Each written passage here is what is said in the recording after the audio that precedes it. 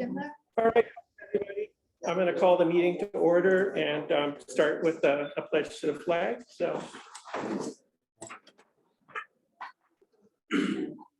I pledge allegiance to the flag of the United States of America and to the republic for which it stands, one nation, under God, indivisible, with liberty and justice for all.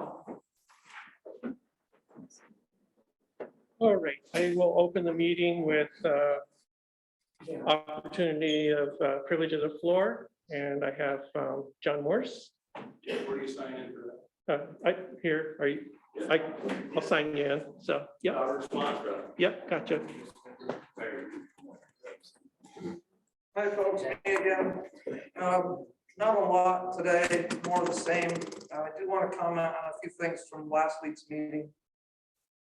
I think last week's meeting, at least to me, proved to some extent that the board does not care what the residents are saying. And I say that, my reasoning for that is because after 3 weeks of listening meetings and 9 hours of speaking with 80 people speaking up against this, there wasn't even a board discussion about it. There was comments, but no discussion from the board about the things that you heard. And we just moved on to other business. 9 hours of speaking, and you folks gave us 18 minutes of telling us what we told you. We heard things like, it's just a draft. We've heard that 100 times. We all know it's just a draft. We all love rural Caroline. We listen. We're listening intently. We're really listening. I promise we're listening. There's a barrier for affordable housing. Is things that you reiterated back to us. Homogenized suburban housing. We don't have the final version yet. Kate's concerned that we're yelling at her and calling names and that we don't want to undermine the work the volunteers are doing. Doesn't like division in the community, and we shouldn't be so scared. Cal's worried about the cost, the enforcement, the implementation. Overly prescriptive, Cal used as a term for this zoning proposal. Too much too fast and concerned of where it will go. A few pages can turn into many. Catherine, not much to add, but has lots to say, and went on to say she looks forward to when she can share her thoughts. Why are we not sharing those thoughts now? We've spent a lot of money on this. Why can't you have a discussion about the points you heard instead of just telling us back the points that we heard? Have a discussion about what you heard before you forget all the things. And if now is the time to stop this before we spend more of taxpayers' money, stop it now. If it's right to move on, then it didn't hurt you to take a meeting and have the discussion. One more meeting, 200 years, one meeting isn't going to hurt you to have a discussion in front of people and tell each other and all of us what you think. We got here because of a survey that had questions in it that were designed to create a prescribed outcome. There's nothing in that survey that says, would you like zoning in this town to control these things? The questions are, do you like the rural character of Caroline? Do you think we should maintain it? And stuff like that, of course. But you don't ask if we prefer to have freedom of choice on our land in that survey. You don't ask if you think zoning would be right for the community, but yeah, that survey goes on to help create the comprehensive plan. And we've talked about this before, again, I keep saying the same things. The draft of the comprehensive plan after 6 years had a paragraph in it that said, we can control these things through land use regulations, but differently than zoning, which would control everything. But yet the final version comes out and that paragraph is gone, poof, gone. Someone had an agenda. Mark says that we need to do this now before something happens to protect us all. This was a quote from last week, give or take a couple words. I still say to stop what? What do you want to stop in Caroline? What are you seeing out there? Has anyone actually made the drive out to Speedsville and back Level Green and down 79? 79 is commercial. The rest of the place isn't getting touched. What are you trying to stop? It's the zoning draft or any zoning is not gonna stop suburban sprawl with houses and fields. There's nothing in it that stops that. So tell us what you want to stop or make a law to stop that thing. It's not the only tool. The Environmental Protection Agency protects us there. And finally, and I'll say it again, I said it for 2 months now. We shouldn't be doing this if the entire board is not here in person to see the emotion and see people's faces. I am totally fine with any person protecting themselves and their family.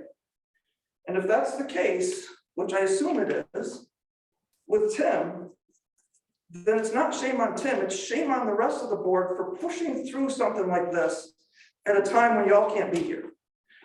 But yet, same as last week, you still didn't have the conversation. You just moved on without talking about that. Have a discussion in front of these people and tell us why you think it's okay for that to happen. And just don't ignore the question. For 2 months now, I've said the same thing.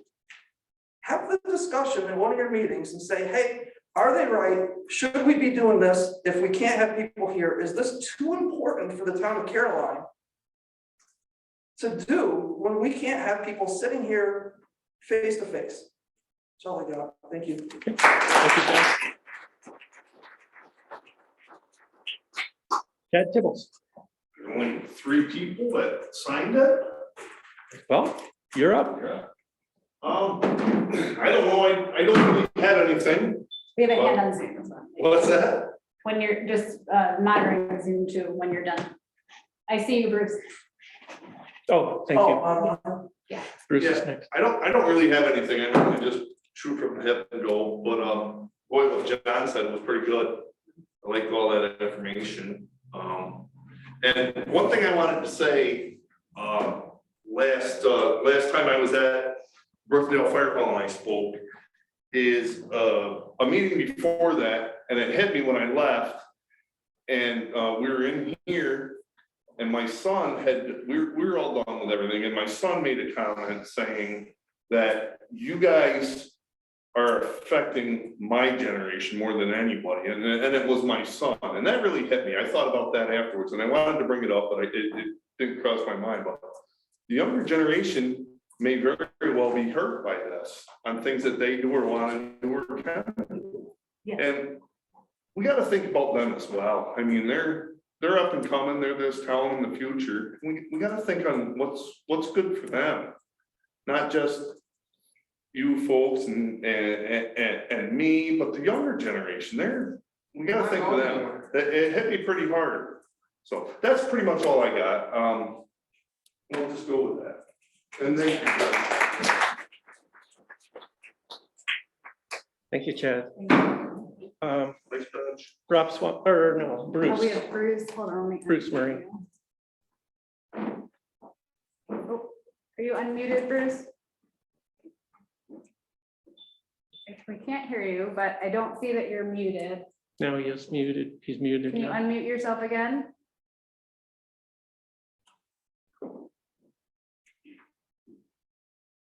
Now you're okay. You look like you're unmuted. But his mouth is not moving. Bruce, Houston, we have a problem. He can't hear us, maybe. He can't hear- wait, Bruce, we can't hear you. Hold on, we can't hear you. He might not hear us, but make some sign. He hears I us. don't know what.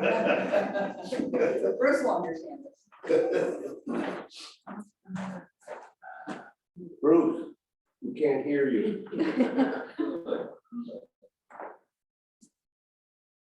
He's saying, can you hear me now? Okay. You are unmuted. Now you're muted. Now you're muted. Wait, This is- still muted. Bruce, can you try going into your preferences and checking your microphone?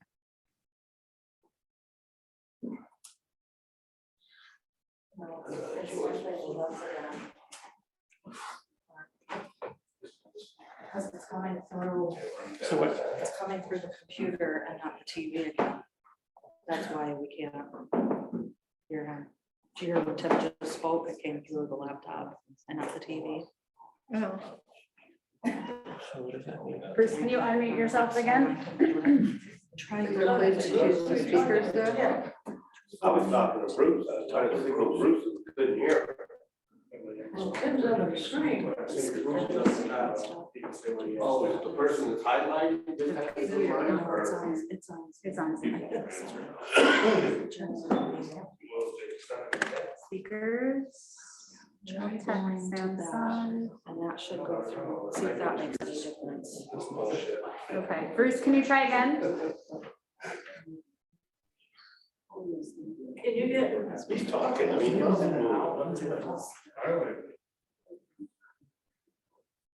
Mark, go like this, you're talking. Yeah, We he, won't laugh at you, Yeah. I promise. We can't hear you. Tim, can you try to speak and see if we can hear you, please? Yeah, can you hear me now? No, we can't hear Oh. One second. Wow. We heard Tim earlier. Yeah. you. Yours? We worked through the computer. Bruce, can you try again?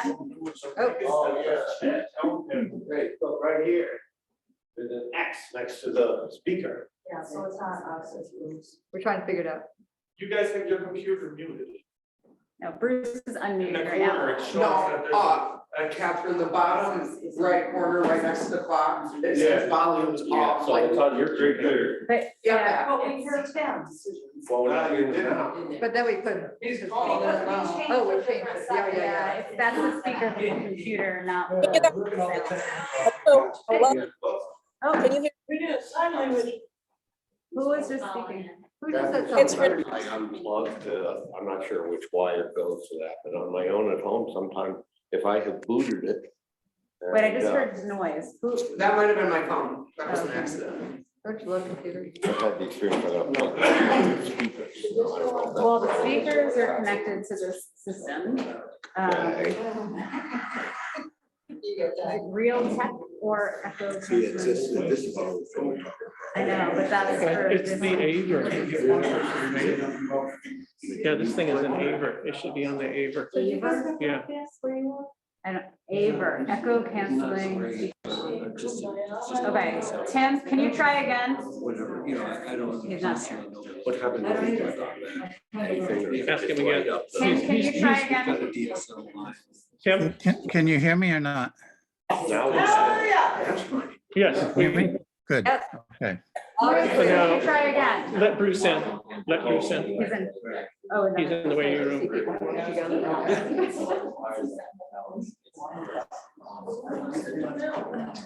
Bruce, can you try again? He's still being admitted. Yeah. He's already here. I think he's trying to, is he entering with his phone?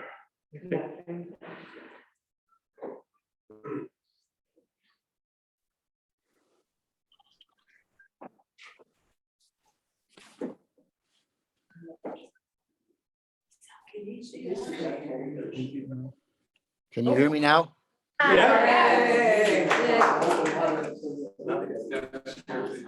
So he's not even speaking that. So you can hear me now? Yeah. Clear. Okay. So I just had a few things to say real quick, like, one of them is, I would like to know if your proposal about the bill, the assembly bills for the internet service, are they on the town website so I could read those? No, they're not. We don't have them on the website. You should be able to find them at the state website. Have to go to a state, okay, all right, well, anyway, I'd like to say I appreciate the fact that the board recognizes that many areas of the town remain underserved. But I just wish you would recognize this more when you're trying to implement anything that's of great importance. The next thing is, when you're talking, you're gonna go over the discussion to extend the land use moratorium. I would like the board to remember that the moratorium was pushed forward with a petition, which was very improper, if not illegal. And it took many times to get the town board to recognize this. Finally, after about 3 times, and bringing proof that over 350 electronically signed signatures were not from the town of Caroline out of 711. And there was also a petition against the moratorium with 279 handwritten signatures. And then finally, Tim Murray said formally at a town meeting that he went over the petition for the moratorium, and there was only 238 signatures from the town of Caroline for the moratorium. This all being recorded at the said meeting. I said to the town board then that this should be brought up to the citizens' attention, and it never was. Therefore, I suggest that there should be an open meeting with the town lawyer present to discuss the legality of extending the moratorium. Thank you.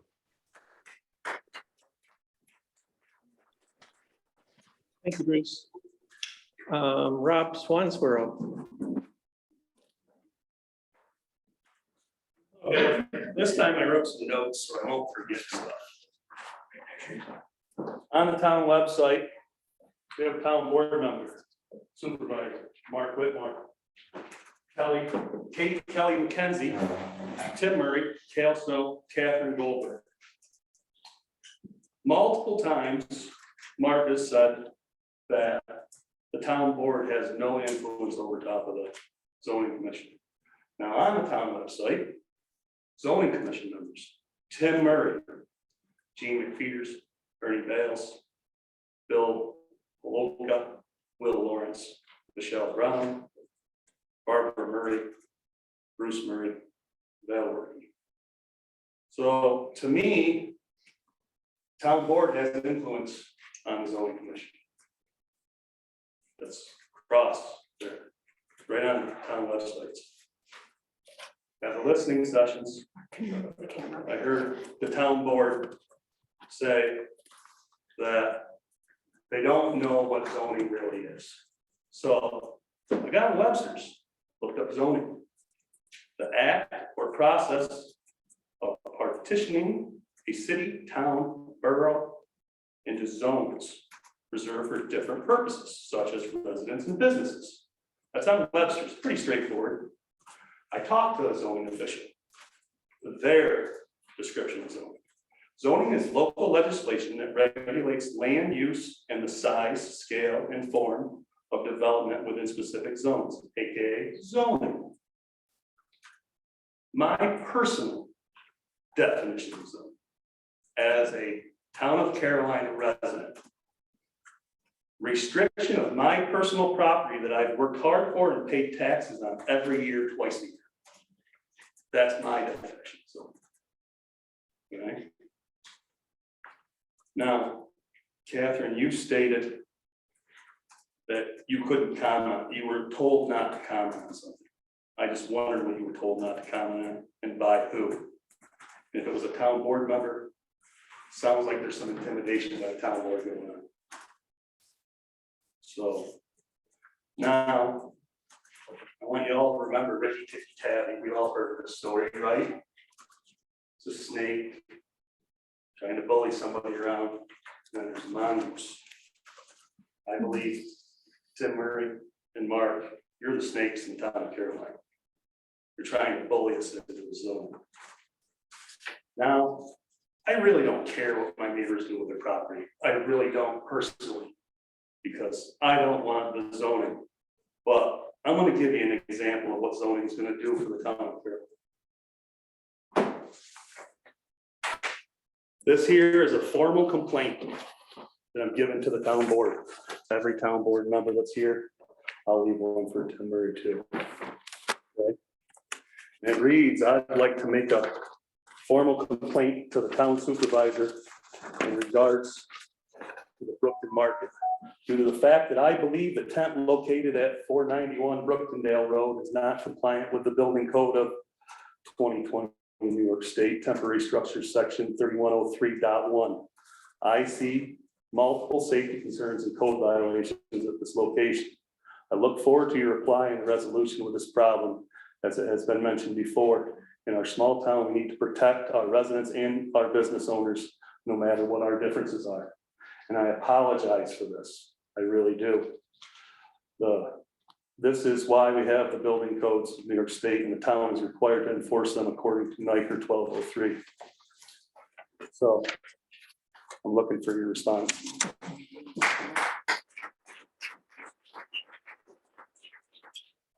Thank you, Rob, and thank you for your concern. And I will let you know that, There's no way. so, excuse me, To do it, so.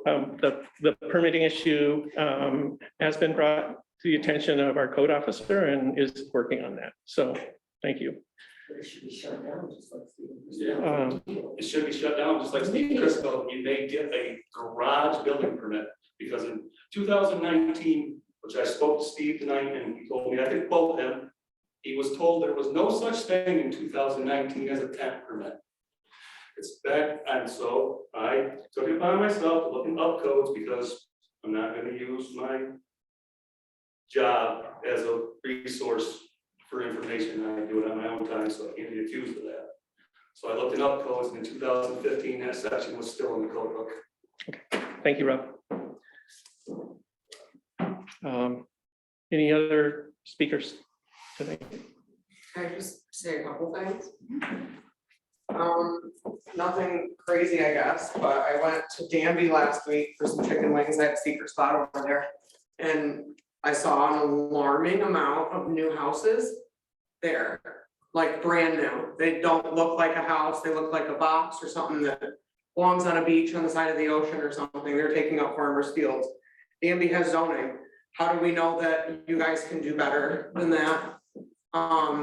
If you say, you know, you're not meaning to make this suburbia or whatever, it's not just Danby, it's other towns too that look like that to me. They have zoning and we see what we see and what we used to see. And, you know, like Chad said, we're the younger generation, we're not going anywhere.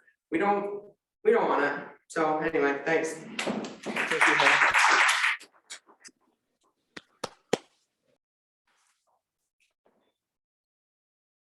All right. There's a hand on Zoom. Is there? Okay. Yeah. Unmute. Can you unmute? Hello. Hello. Hi, it's Holly McGee. Hi. I just want to say that I don't think that you all should extend the moratorium yet again. I think that's a bad plan. I also want to say the zoning thing is ridiculous. We've been telling you this for months, and it's about time that you all start listening to us and just put an end to it right now. There's no point in going on any further. We've already told you this, and that's all I have to say. I've already said pretty much everything that I can against zoning, and that's it. No zoning. Thank you. Thank you, Holly.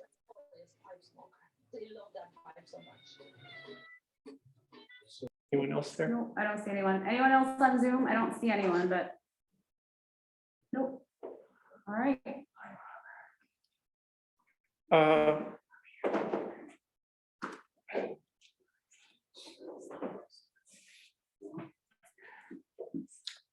So I'll just mention, I want to address a couple of points, but not at length. I will say I did share my honest thoughts about this after, yes, I was reflecting what I heard from the meetings, and I understood what people were saying. I think it occurs to me that, you know, that there's a fear that zoning, among some people, that zoning is going to change the town.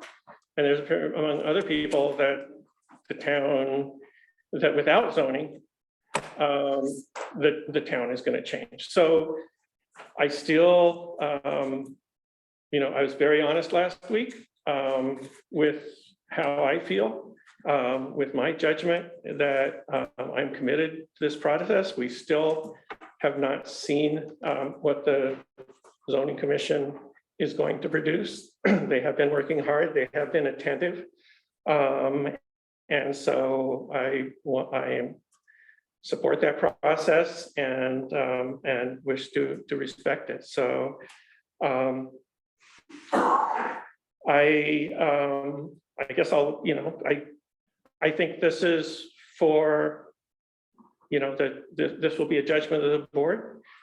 But to me, it's not for this generation, or it's for this generation and the next, it's for our future. And so, and it's not for Mark Whitmer and his personal gains or anything. This is a initiative that we've undertaken, and I understand there are philosophical differences, but I think this is an important thing that we have been doing, and that we need to follow through on. I want to bring up touch on the idea of an illegal petition.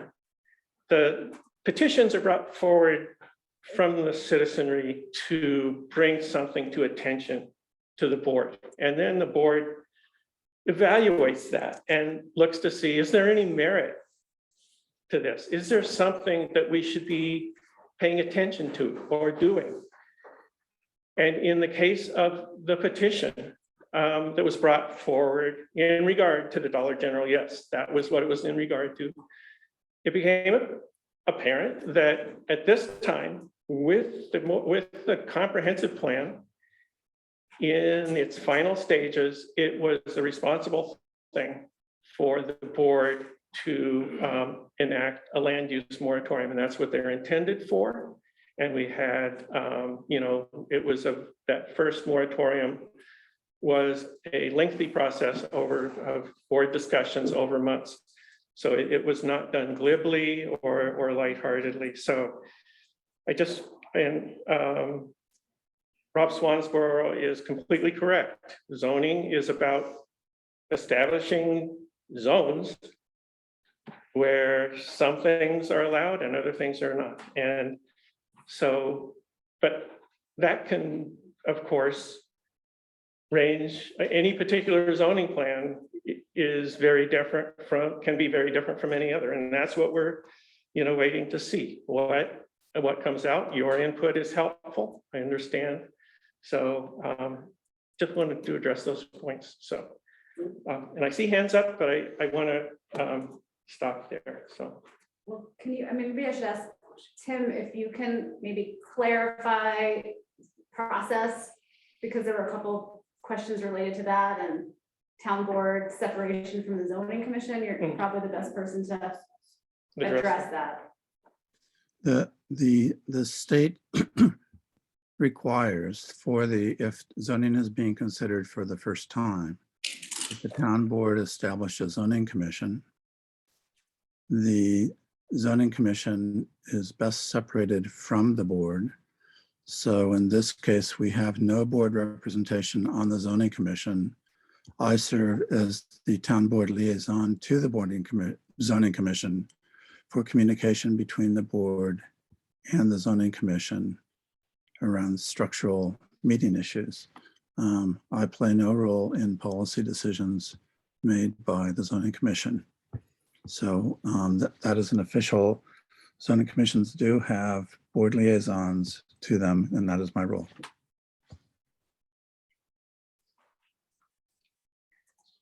Great. Thank you, Tim. Maybe someone. May I suggest something? First of all, I can't hear a word you're saying because you got these things. When you're talking, can you just lower it? Sure. So words can come out? Okay. Because you sound like Okay. And please, I know you have health concerns, but. I do. I'll do that. Thank you, Becky. Yeah. Could someone discuss what a liaison does? Just clarify, what does a liaison do if you're not, for any committee? For any commission, what does a town board liaison do? I will answer that. Okay, It's a conduit between the board and the committee. It's a communication channel. Okay. So that's all. So I guess I will ask the board. There are a couple of hands up. Do we want to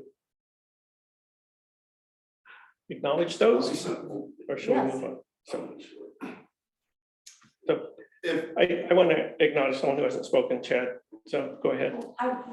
I read the rules for starting zoning, the New York State one. And in the very beginning, I did read where one of the important things is to see how the residents felt about the zoning. So with that said, the amount of people within the town, and I'm not talking about the petitions or anything else, what does it take, or how would you feel the amount of residents within the town, and most likely these would be landowners, if they were against it, what would change the zoning and having to show that it's not wanted? I'm not talking about the petition. As a board that's gonna vote on it, when it already states in the zoning rules, you need to find out what your residents really want. Does the town board goes with what the residents want? If it's what they feel is the best. I mean, I'm not trying to be sarcastic or mean. Sure. That's something that I keep going back to in my mind after reading that, because that's at the very top, that's in the very beginning. It's a totally reasonable question. Yep. And what coming to all the meetings and listening to the listening sessions, I mean, that's what the people are trying to say. You know, and there's been a lot, I've never in the history of anything in this town seen as much, I mean, crying out. I mean, really, So I understand that. And so I guess my response to that is that, you know, I think we are sensitive to what people are telling us. As far as you ask what it would take, so I think at the end of the day, when we look at what the zoning commission produces, if we can't support that based on the principles and the philosophies we ran on, then we won't support that. But it's it's going to be, that's our responsibility as elected officials to do that. I understand that a lot of people have spoken passionately about this over the last month. And I also want to recognize that there are a lot of other people that are waiting to see what this is all about. And I think. where are they, Mark? So, Where are they? But they're not anyway, voicing so- as much as the people that are against it. Wait, And I can we- kind of look at it like, just a minute. sure, I look at it like you have a lot of people that are voicing. If the majority of the residents within the town, landowners, and I think that that's important, it should be people paying taxes and that are planning on being here, not renting and leaving next year. If they are voicing to you their concerns that they don't want it, but if the board decides that they know better than we do, or, I mean, that's the part that I'm really concerned about. You know, I mean, because I don't think that the board knows better for what the people need. I think that there's ideas and it's their responsibility to do some things, but there's a lot of stuff that the board might think will work for us that won't. okay, thank you. Andrew? So I'm continuing to hear the desire for conversation, and I understand, like, from your end, it's like, right, you don't want to discuss logistics for something that you don't have a draft for, like, right, there's not even a real draft to discuss logistics. The conversation that should be happening at this point is discussion of zoning's legitimacy in general as a tool. And the other piece that also seems to be missing are alternative land preservation tools. Like, I keep hearing that this is the only tool, and that's simply not true. It's like, right, from my own research, there are lots and lots of tools that have been shown to be more effective that just aren't being discussed. And I'm not going to get into that tonight. If you'd like to have a conversation about that, I'd be happy to. I'd be happy to. Okay, great. Yeah, that'd be great. Can I say something really quick? I want to make it short. Just off of what you said with the town board deciding the zone. I understand you legally can vote on it and implement. But if you're really concerned of how the town feels, let the zoning commission finish their process. Put that zoning proposal out, because I know this is gonna, people that are against zoning is gonna hate me for saying this. But why don't you guys step back from the vote and put it up to the people? If they actually want that proposal. Okay, thank you, Rob. Wait, Mark, this is a perfect opportunity to clarify Okay. what this process is. Okay, go I mean, ahead. that is your, I understand the that process. is, no, I'm saying, unfortunately, I mean, state, referendum is not a possibility, like, so I just, so I don't want there to be like lack of clarity, like, Yeah, a that's a point good is point. raised, it's a legitimate point, and we have an answer to that, so we should Okay. provide that answer. Okay, so, That answer is that, for that specific point, I don't want anyone to think that it's like we have the opportunity to put this to the people and we're not doing that. We don't have that as an option. Am I correct?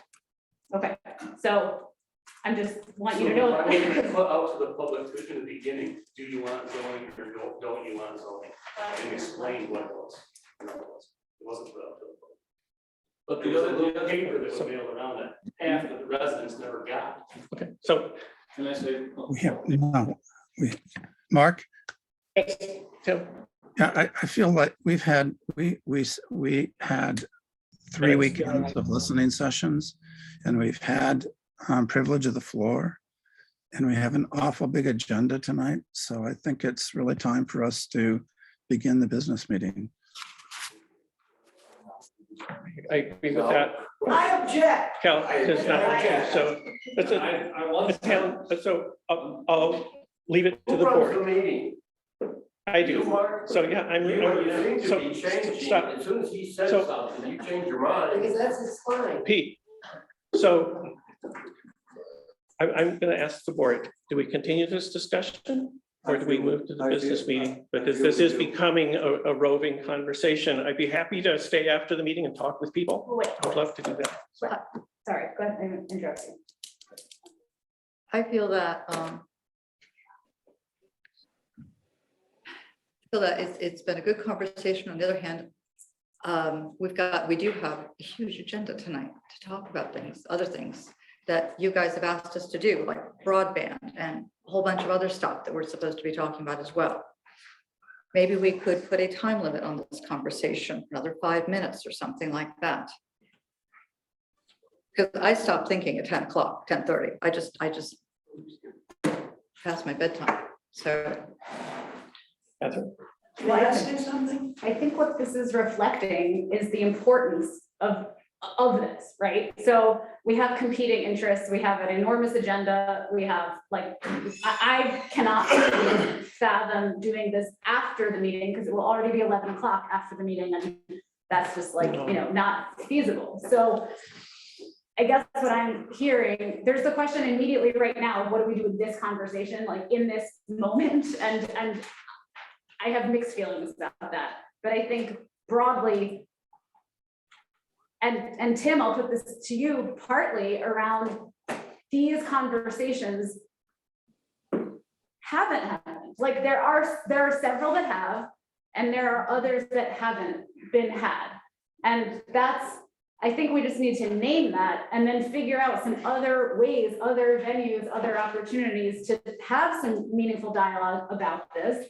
Because I agree that we can't have, privilege of the floor and then this odd, awkward, like, oh, we're not gonna talk to people because it's privilege of the floor, like that is not reasonable. And so we need to have another way to do this. This can't be a back and forth. We will be here. I'm agreeing, I'm saying this can't be a back and forth in a working board meeting, like we have people in the waiting room from multiple offices and, county legislator, people, like, they're waiting to get into this meeting, right? So like, we need to be respectful of the agenda. We should move on. But I don't want to do that at the expense of this. So like,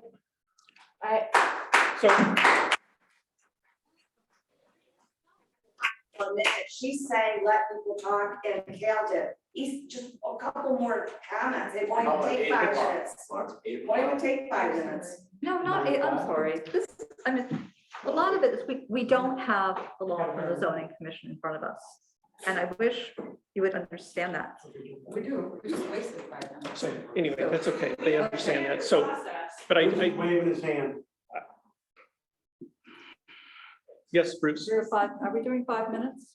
Yeah, so Then 5 minutes let's discussion. do that. Well, Can I just say something real quick then? Sure. Got 5 minutes. Can you hear me? Yep. Okay, I just think it's time that we start being truthful, because that's what's bugging me all the way down this road. And first off, the things that we've done and how we've done them has been pretty much off key. Like saying that we suggest we took applications for our task force when we advertised it in Ithaca Journal when we most certainly did not. And Tim Murray, our first zoning commission meeting, at the beginning of the zoning commission meeting, you brought up how great this petition was, and we had 800 signatures. So if this petition doesn't mean anything, then why in the hell was it being pounded all the time? That's what I would like to know. And as we go down the road, the same thing happens. When you say that you want to hear what the zoning commission has to have, you said the zoning commission wanted you to pick a planner and everything else. You had already interviewed planners and gone through it. The zoning commission could have talked to the town lawyer. We could have come up with a small time generic zoning frickin' platform. You also said that you never asked a person. oh, the zoning enough, commission Bruce. if. Now, hold on, if. We're against zoning. That was the first question I was asked. So why don't we start being truthful to begin with? And the next thing is, like I said, we could have had a very basic generic thing instead of a 130-page law. And maybe this could have went down a whole hell of a lot easier. Thank you, Bruce. So let's do privilege for 5 more minutes or whatever this is. I do want to say, I disagree that we haven't been honest and that we haven't had lots of discussion about this. There are fundamental differences. I do not deny that. And so, I welcome getting together with Andrew to discuss whatever information you may have. I welcome those conversations. But so I do want to respect the meeting. Jay Franklin from the Department of Assessment is waiting to give us information. So I will close the discussion in 5 minutes, and Pete Hoyt wants to speak. Only take about 20 seconds in the context of the referendum, which we cannot do. Why don't we just wait till the next election? That's the best referendum. Okay, thank you, Pete. So is that a no? Yeah. So I'm not a real good speaker. That's a no. Yeah. But the list that was typed up, I happen to know a couple that was on the list of all signatures that started all this stuff. Dan and Catherine Pelangeli. They live up the road from me. And When that number, when their names popped up, I said, I know that man, I'm gonna go see him because his wife has been gone 7 years. So I want to know how did their name get on there. I went and I talked to Dan, and Dan says, Catherine must have put my name on there when we were together. 7 years, the year my house burned down. They were separated and off of Meadow Road. Okay. So how did that get on there? Somebody just sat there and typed all those signatures in. So that's why there's a lot of people here that don't like that list. And that's why people are out getting real signatures from real people, not pretend. Okay, Real signatures. thanks, Sam. All right, so Robert brought up, why not bring this down to a forum, get people in and the board answer questions, make a decision, let the people decide. And you kind of stated that that's not possible because the rules are that the town board votes on it after everything is said and done. So I ask, is the town board following the law to the letter? Is everything the zoning commission, the town board, are they following the law of this whole process? It's everything they follow by law. Can you answer that now, or is it something? I'd like Yes, an answer as to my knowledge, we are. to your knowledge. Yes. To your knowledge, but. Well, I have found that it's not. Okay. The there are, so, Okay. so if there's one or two or three or four incidents that's not followed up, does that make this null and void? Is it an illegal process? And it's really not our responsibility to look for that, it's yours. It's there, okay, so I'm Thank you. asking if there is illegalities now, when you vote on this, if good or bad, one way or the other, is that final, and do these events make the vote null and void because they're not following the law? It's gonna cost more money. I'm not sure. I guess if there are questions, can we address this individually about, I can't hear you. if there are questions about, I'm not sure the details of what you're referring to, but I would want to know what they are, but not right now. So I guess if there are questions that are At specific, some then point you will know. bring them to us. At some point you will know, but if you're not following the letter of the law, is this a legal document when you vote on it? I'm not even Okay, you don't have understanding the to question answer. enough to answer, to be honest. That's for So lawyers. let's just, You don't have to, but I'm just asking now, because this may come up later. okay. Okay, so, So this might be a good opportunity to talk about the ways in which people can provide feedback, Yeah. other than right now, right? pardon me? Ways that people can Go ahead. provide feedback, other than right now. Email, coming by the town hall, Town clerk, town clerk, like, everything that you guys are saying, I validate whatever, the concerns are, and I just want to make sure that we know what they are, so please continue to do that, even when time is short now. Well, that the events I'm talking about are already come and gone, Okay, okay? So I'm just wondering, does this inhibit the vote? I don't know what you're talking about, so I can't I answer know your you don't, question. I know you don't. yeah, Okay. so, If Okay, something's found in it's- the middle of this that wasn't done properly, To the law. right, To to the letter the of the law. law, yeah, I would think, I mean, I would have to be a lawyer. This is not a conversation we can reasonably have now, none of us are lawyers, but we can address it. with the That's town right. attorney. I mean, my question. That's right. Keep that in mind. Okay, will do. Thank you. So with that, I'm gonna move on to, and thank you all, to the business meeting. Scott didn't get a chance to speak. He had his hand up. Oh, I didn't see that. I'm gonna wait. You're gonna wait? Yep. Okay. So if we talk about this more. Okay. Thank you. Mark, I think we need to really understand the procedures of our meeting. When we enter into the board meeting, we're not going to have the flexibility to have back and forth with the public. The board really needs to have its discussions among itself. Right. That's right. So Scott, did you want to speak now before? So look, everybody wants to be truthful about this situation here, about this moratorium and all this crap that's going on. Does everybody know about the headhunter that the board has hired to come after Sherry and I to try to shut us down? Because you claim that I built a commercial building under your moratorium, which that wasn't the case. We built an outbuilding for 2713 Sladeville Road. Intent, when this stupid moratorium was over, we could get a occupancy change and turn it in. And in the process, your building zoning guy ends up getting fired over this bullshit for no reason, which he did everything right. I did everything right. And all we were looking for was an occupancy change when we're done. Now I got a headhunter after me. I was forced to hire a lawyer. But nobody knows about that because it's special projects. Anybody can foil that, by the way. So here we are. We've been open 6 months. We built the building according to your plans in your town, what you freaking wanted in this town. It's under 1,500 square foot. It's got parking on the side.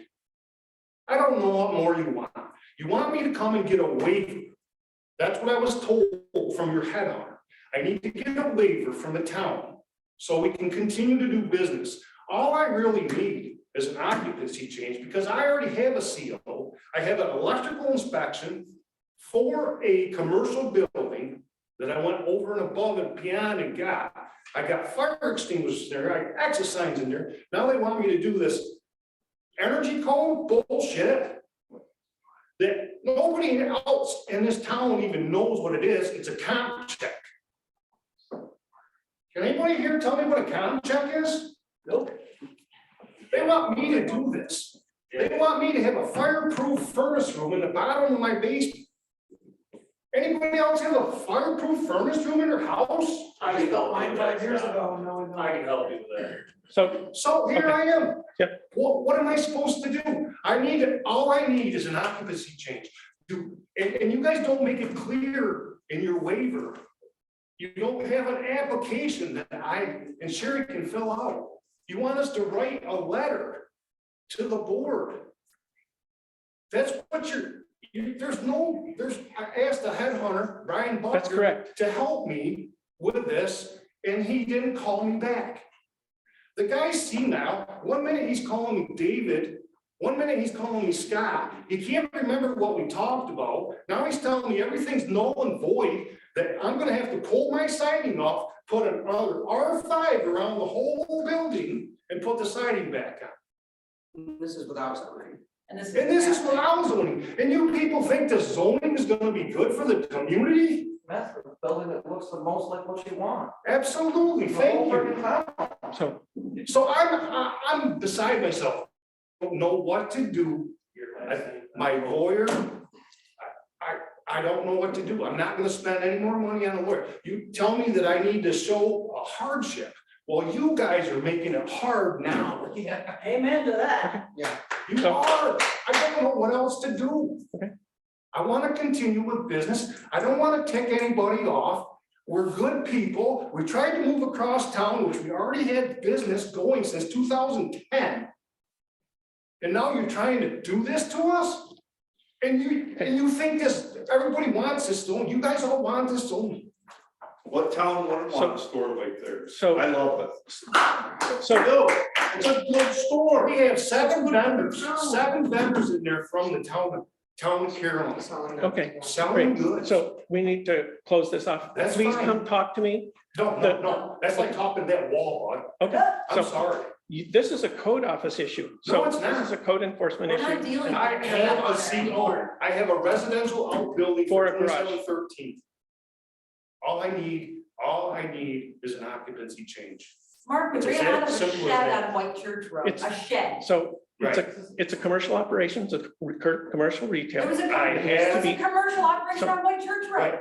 All we did was. What? You What did you just say? It's not on White Church Road. It's It's the same business. but it's the building that's the issue. So wrong it was It's a- okay to it's a work on the residential- shed. Why do you know so much about it? You're not a code enforcement. It's a No, residential. I'm not. That's why it's a code enforcement issue. This is a code. So Our this is- code Residential enforcement, outbuilding. fire. Okay, so we're gonna terminate this now. This is, So this what is about enough. this moratorium? That's what I'm asking. I mean, why do you think we need to extend this? This is a board discussion tonight. We're not gonna make a decision tonight. We're gonna start the discussion. And so it's relevant. It's relevant to a town that's considering zoning for the first time. So that's what this discussion tonight will be. So- Next year, so- November. Okay, so Cindy, I'll be right out there. I do want to start the business meeting, and it is Jay. Thank you. Can you let Jay in? Thanks, guys. Bye, thank I want you. to see the Exodus.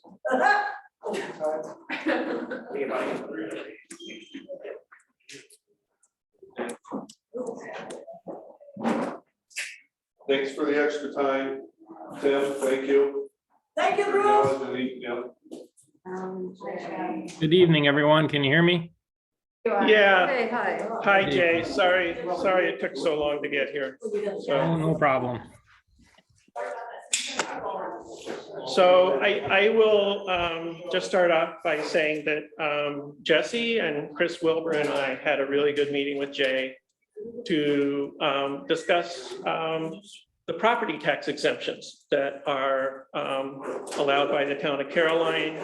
And so Jay really helped us understand those, and he had some other comments. So I just wanted to invite Jay here to review those and kind of explain those to us, and maybe mention any others that we might want to consider. I think one thing we may do is, I think you said the town of Lansing has done this, where they passed a law to sort of reboot all the exemptions so that they're well known. And I think we may want to do that. So yeah, turn it over to you, Jay. All right, well, thanks for having me, and good evening, everyone.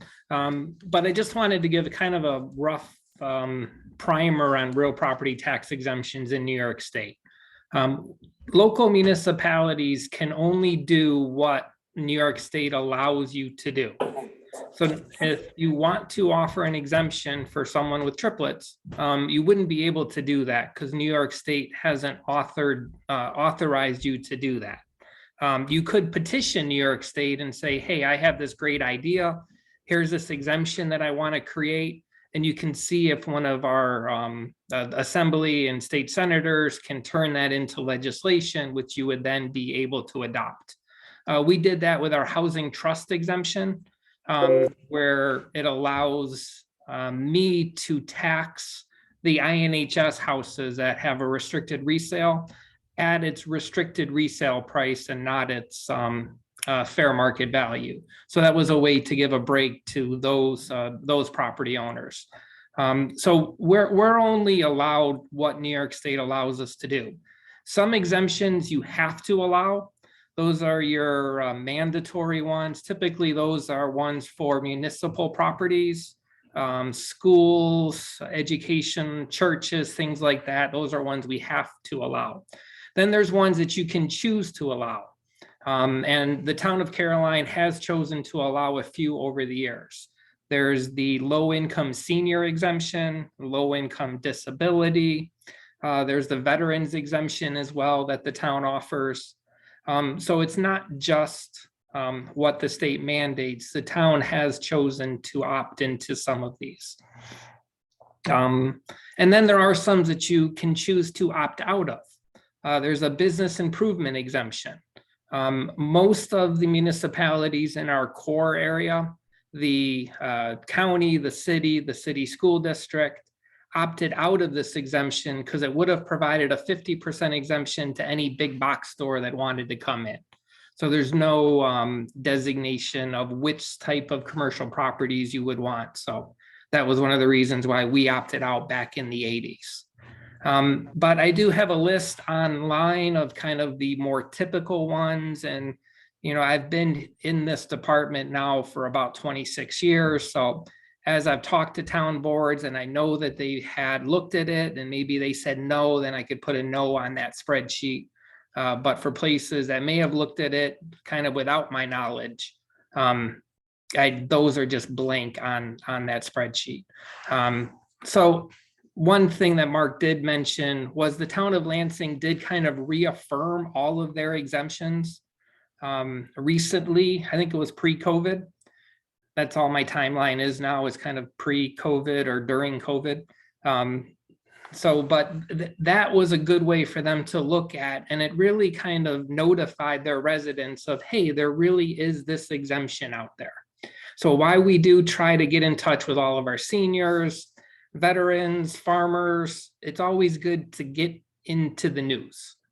No publicity or bad publicity is even good publicity kind of thing. It's kind of like that, but I would much rather end up denying someone an exemption after talking to them than never having the opportunity to talk to them. So this is good for us to get out. But there are a couple exemptions that I want to highlight. And one thing I also want to highlight is I'm not here advocating for or against an exemption. That's not what my position is. As a true assessor, all exemptions are bad because they take away from the basis of the ad valorem tax, but they become good once you all enact them. then they become a law that I have to enforce and apply, and then they become good. So they're all bad until you say they're good. So the first one that I would like to highlight is the low-income senior disability exemption. The town of Caroline probably hasn't looked at this one in 15 years or so. I forget the last date that you did look at this. But the town right now is currently $1,000 below what the state authorizes as a maximum exemption limit for a 50% exemption. So if the town were to go up to the state maximum, I did an analysis on what would have happened on last year's tax cycle. So we would have granted around $229,000 of more exemption. You would have had to raise your town tax rate by 0.697 cents. So it's not even by 1 penny. And the effect that that would have had on a median house would have been an increased tax bill of $1.15. And that's just the effect for the low-income senior. You do have 4 residents that receive the low-income disability exemption. We do like to keep those 2 scales the same, more for administrative, because at one point, if you're eligible for the low-income senior, you're eligible for the STAR exemption. So we like to move people over once they turn 65 from one to the other. So it's just nice having that same scale. But all 4 of your residents who receive that exemption get the 50%. So if you were to increase your limits, it would just be, you know, about $1.15 more on the median assessed house in the town. So any questions on the low income senior? So Jay, so that means that in this chart you sent me, the upper income limit, let's see, would that be 37,400? Is that correct? Yeah. Yep. So it's a sliding scale. So income under 29,000 would be 50%. And then income in about every $1,000 changes that down another 5%. So it's somewhere between $1,000 or $900. So then if you had $1,000 more of income, your percentage drops 45%. You know, if you go another 1,000 more, it drops to 40%, all the way down to 5,000 if your income was just under 37.4. So how is income, I can take this up. How is income defined? Yeah, that's a good question. It's loosely defined, and I say loosely because there's so many different questions. One assessor looked at it, and she needed a 14-page application to ask every single question to count every single penny. We're good. We don't dive that deep. But we go by really what the law states. So it's your adjusted gross income minus any IRA distributions, but we add back in any non-taxable Social Security, and we also add back in any capital losses. Okay. And then there's, you know, we don't count gifts or inheritances. We don't count railroad pension. So there's a lot of others that are also included, but it's roughly your adjusted gross minus IRAs plus your taxable Social Security gets us in that ballpark. For, you know, 98% of us probably. great? And then, so, yeah. Yep, so there's a couple other exemptions out there that other communities are considering. There's the capital improvements to residential properties. So if you do something to your 1 or 2 family residence, you can have that increase in assessment phased in over an 8-year period. So you're fully exempt the first year, you're exempt 12.5%. So if you put in a new addition for a master bedroom and a bathroom, we go and raise your value 75, or let's just do $80,000. And you apply for that exemption, the first year, your assessment would still go from 200,000 to 280, but you would have an $80,000 reduction. So you would pay taxes as if your house was worth 200. Then the next year, we would then only take 87.5% of that $80,000, and then that would be what the exemption is. So it kind of phases in and encourages people to improve their properties, but phases in that hit of the increased assessment on it. The town of Dryden has offered it, the city of Ithaca, the county has offered it. It's not a well taken advantage of exemption. When we do talk to people, we try to get them to apply. It just isn't well done. And I think in most cases in those municipalities, especially in Dryden, when they had a low tax rate, it really didn't matter a lot. But I would think in the city, that would be something that people would take advantage. And that's where we've had the most, about 30 or so.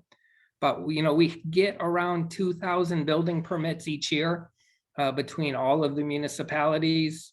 And probably a little more than half of those would be eligible for this. So it's not a well taken advantage of exemption, but the more towns that opt into it, the more we can get that out there. So. And so once you qualify for that, Jay, then it's just in place, and it'll click down each year, the right amount and everything. Correct. Yep. Yeah, you don't need to reapply. There are some exemptions you do have to reapply, like that low income senior, because it's based upon income. But this, once that improvement's there, it's not going to go anywhere. So you apply once and you're done with us. Yeah, great. Thank you. Another one is a green building exemption as well. The county offered this a few years ago to try to encourage more energy efficient building within our county. Unfortunately, I don't think that's really done what we had wanted it to do, at least in terms of getting people an exemption on it. The only organizations that apply for this is the Ithaca Neighborhood Housing. And simply because they are the ones that go for the LEED rating. So within this exemption, the county chose using LEED as our standard, but there are other standards that you could look at. Honestly, I haven't looked at anything new in order to get a standard that isn't so costly to get a rating. But one thing that we did when the county adopted it is we capped it at $100,000 of exemption. Because we didn't want a new large commercial building to be able to take advantage of it. But we were more looking at the incremental cost of that exemption. How much more is it going to take to build green? And while that's getting less and less, we felt, all right, at a $300,000 house, it's going to cost you a little bit more. Let's go with $100,000. And that's similar to other exemptions that range anywhere from 80 to 100 in their caps. So is that, how long does that exemption last, the green building? It depends on your rating. So it's somewhere between a 7 or 10 year exemption. If you're a platinum, you go with the whole 10 years. If you're silver, it's only a 7-year exemption. So the more energy efficient you build it, the more exemption you're entitled to. And there's no exemption, I'm just curious, for like improving an old building to make it more green, to make it more energy efficient, or there's no exemption for putting money into your property for that. I believe this green building does allow for that, but you would have to go and get it rated. And by taking an older building in order to bring it up to standard. That doesn't work very well. Yeah, that's a good, it's one of those, but I have talked with Anna Kellis, Assemblywoman Kellis's office, prior to her taking office and in office. And she's trying to look at something to do for energy efficiency that may not add to value as well. by replacing your lights to LEDs, putting in new energy efficient windows, things like that, that may not add to value. I think she's looking at ways to incentivize that. So stay tuned. It would probably be something to go through an income tax deduction, but it's not, since there's no addition of value, I can't exempt value off of it. One more question about the green building is if someone put an addition on and the addition was green, would that count? I'd have to look because I don't know how that would be rated. Okay, I don't know if they would rate just an addition or not. It would have to be attached to the original structure. So I don't know if that attachment and how ratings work. okay. Sorry, I didn't mean to get so detailed. Oh, no. Go ahead. The only other exemption I would highlight is the infrastructure exemption. As we do have a very low supply of houses in the county, mainly because we're just not building them. When I took a look at it, we're building new houses kind of at the same pace we did in the 40s, at less than 100 per year. But the infrastructure exemption would allow a developer to offset the increase in value for them putting in that new infrastructure, putting in a new road, putting in utilities, any water, any sewer, septic sort of system, and have that abated for those 3 years or until they sell each lot. This would be a way to kind of offset that holding cost of increased taxes that a developer has. We're just not seeing that sort of development. And when I talk to developers, the holding cost, the risk of holding on to land while they're trying to put in that infrastructure, that cost is just too much of a risk for them. But, New York State has 250 exemptions. It ranges from the Vienna Convention to the real property tax law to ag and markets. Part of my job is almost being a lawyer, but luckily we don't have a professional hockey team or professional basketball team that share the same arena, because there is an exemption for Madison Square Garden there, but we don't have that. Sorry, I think you have a question. I didn't want to interrupt your presentation. I don't know when is the good time to ask a question? Is it now or do you? Yep, that's fine with me. So, cool. I have a general question and then 2 specific questions. The general one is, as you just referenced, ag and markets. We don't necessarily need to talk about it right now, but can we have a list of those ag related exemptions to look through as a town? And what's the best way for us to do that? Yep, you probably offer the majority of them already by law. I can think of the historic barn renovation exemption that I don't believe the town does offer, but I can compile that list. I know one is taxing ag land at its ag ceiling value. Is something that your fire districts could look into doing. And fire districts is something that I will never be able to comprehend, about which ones have their own board and which ones are controlled by the town board. But I know the one controlled by the Town of Caroline's board does do that as well, but the other 2 do not. Right, thank you. So I would love to, you could email me directly. I'm Catherine. _Goldberg would be awesome at the Town of Caroline for that. And then my specific questions are in relation to real estate transfer tax. If you can speak to that,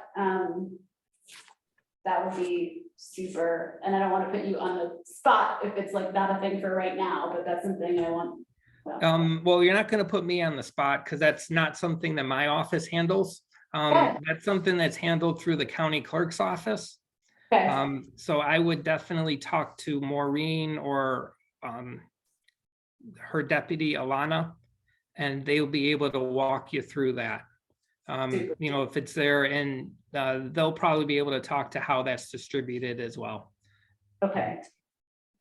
And then one more, maybe if you have information on or experience with the decrease of assessment in exchange for a town's lease of development rights as a program. Yep. So this is going to get a little complicated. So when I have to value a property for tax purposes, I value it in what's called fee simple. So all of the rights to that property are held by the owner. When development rights are transferred to another organization, they're not extinguished. That's one of those bundle of rights that you can never have it extinguished. You're just giving to another organization that says, we're not going to develop this. But when I have to value that property, I value as all of those rights are by that owner. So I could say all of the rights but to develop are worth X%, and then the right to develop is worth Y%, and separate that out in quarter to the landowner and to the easement holder. But for our purposes, we include all of those values together. So for assessment purposes, it's not going to change that assessment. For appraisal purchases, if you were to go to buy that piece of property, you're only buying a fraction of those rights. So you're probably not going to pay as much for that property if it doesn't have the development rights on it. But that also depends on its location.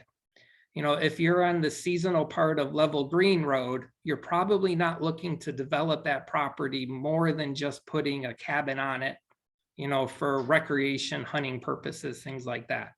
And that's probably already allowed within that easement. So, you know, if you're buying land out there, you're not really worrying about that conservation easement. If you are buying land on Route 13 in the city of Ithaca, you're going to be worried about that because what you're trying to do is develop it. So when you're buying the property, that may change how much you're willing to pay because you're only buying a fraction of those rights.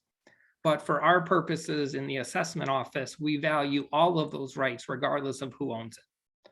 Hopefully that explains it. So even if the town owns it. Correct. Or even if the town is leasing it.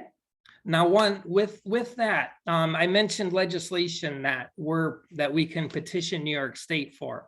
And I have petitioned Assemblywoman Kellis's office and Senator Oberacker's office, who is bringing forth an exemption that will be able to offer a 50% reduction for people who have a conservation easement with a qualifying organization. And that qualifying organization would be a town or like the Finger Lakes Land Trust. We didn't want to make it the J. Franklin Land Trust because everybody would be transferring their development rights to a false organization. So stay tuned by that. Hopefully we'll get that passed during the 2022 legislative session, and hopefully we'll adopt it, and then we can allow the local municipalities to adopt it. Right, I did too. I know, I'm a little confused. But, yeah. It might not be the right time, but we have a lot of questions about this because this has come up. I'm the liaison for the Agriculture Committee. And actually 3 of us. So the reason why you're getting a lot of attention on this is because this is something we've been talking about a lot. So I don't want to like totally derail this meeting, but this is, I guess I'm confused about this because it seems like there were several programs and existing examples of programs where assessment is reduced in exchange for the town, a municipality leasing, Or the nature conservancy. you know, the property, or an organization such as, you know, Conservancy or something. But either way, like, just clarify that, like, that he would be able to, like, that would be the place to go to put a value on Right. development rights, like. Is that Right. clear? Is that true, Jay? That's the clarification? I didn't hear on where to go for development rights. I didn't get that. Are you okay if Andrew just asks the Yeah. question? No, that the Department of Assessment would be the place to go, like, if we were to look at pursuing some sort of program, Department of Assessments would be able to place a value on people's development rights. We could, for our purposes. So what I would suggest is giving me a call down at my office, 274-5517. We can set up a meeting. I'm more than willing to come out to another meeting, whether in person or Zoom, whatever. You know, one thing I didn't say is I am your assessor. Because we're county-wide, every other town in New York State has a local assessor. So I look at it, you know, the county puts the money in my pocket, but you all use me, please. You know, I'm here for you. So just call me up and say, hey, Jay, we need some help. Or can you come to this meeting? I think you should be here. Jay, Tim has a Mark? question. Yep. Can I ask, do we have a list of the current tax exemptions offered by the town? Yes, Jay sent that to me. I believe that was a comprehensive list and I forwarded that. It's a little chart, so. Oh, I'm sorry, I didn't see that. I apologize. Yeah, that's okay. No problem. Yep. Thanks. And that- Thanks. And that's right on our homepage, along with the different scales for the veterans exemption and the business improvement, the senior. So as we get more Great. resolutions in, we update that chart too. Great, thank you. This has And been then really, really every helpful. time New York State passes new legislation, I always get that out to the local municipalities to say, hey, here's something new. And so it seems, Jay, that what you're recommending is that we draft a new resolution, repassing everything that we have extant so that it just becomes more self-apparent to the citizens. Is that right? That's, I don't want to say recommend, but that's what another town did. Okay. And I think it's just good in that it kind of brings everything to the forefront. It allows the town boards to look at it because, you know, one of those exemptions may have been passed 40 years ago and nobody knows about it. Great. I think that's really a good idea. Yeah. Thank you, Jay. Yeah, I think it is a great idea, Jay. And you had the one suggestion to increase the upper limit on the disability, senior disability exemption. Yep, that's one option, not a suggestion or a Yeah. recommendation, just an Right. option I'm bringing to your attention. And I appreciated your impact analysis. That was helpful. So, Amazing. yeah. So Okay, if you any- have any questions when you look at those, you know, give me a yell, call me down there, email me. I'm Great. here. Perfect. Thanks so much, Jay. I really appreciate you hanging with us tonight and being patient Yes, thank for you. the opening.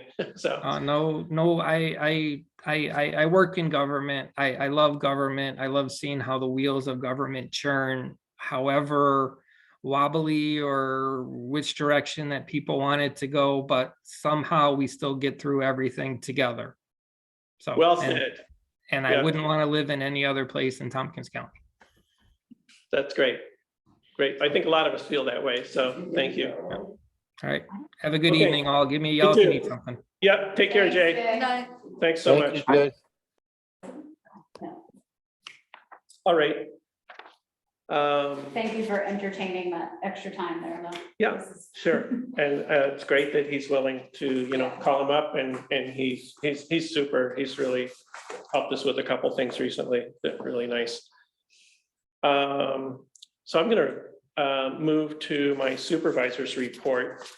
And I sent that out earlier today, so I just want to note that I did receive notice from the Committee on Open Governments that executive session may be called for a discussion of legal strategy, but not for matters that might result in litigation. So that's a point to pay attention to in the future. I received a letter that triggered the resolution tonight from the Town of Dryden to the New York State legislators in support of Assembly Bill 6763A and Senate Bill 594B to provide legal clarity to enable municipalities to own and operate municipal broadband. And that's what Dryden is doing right now.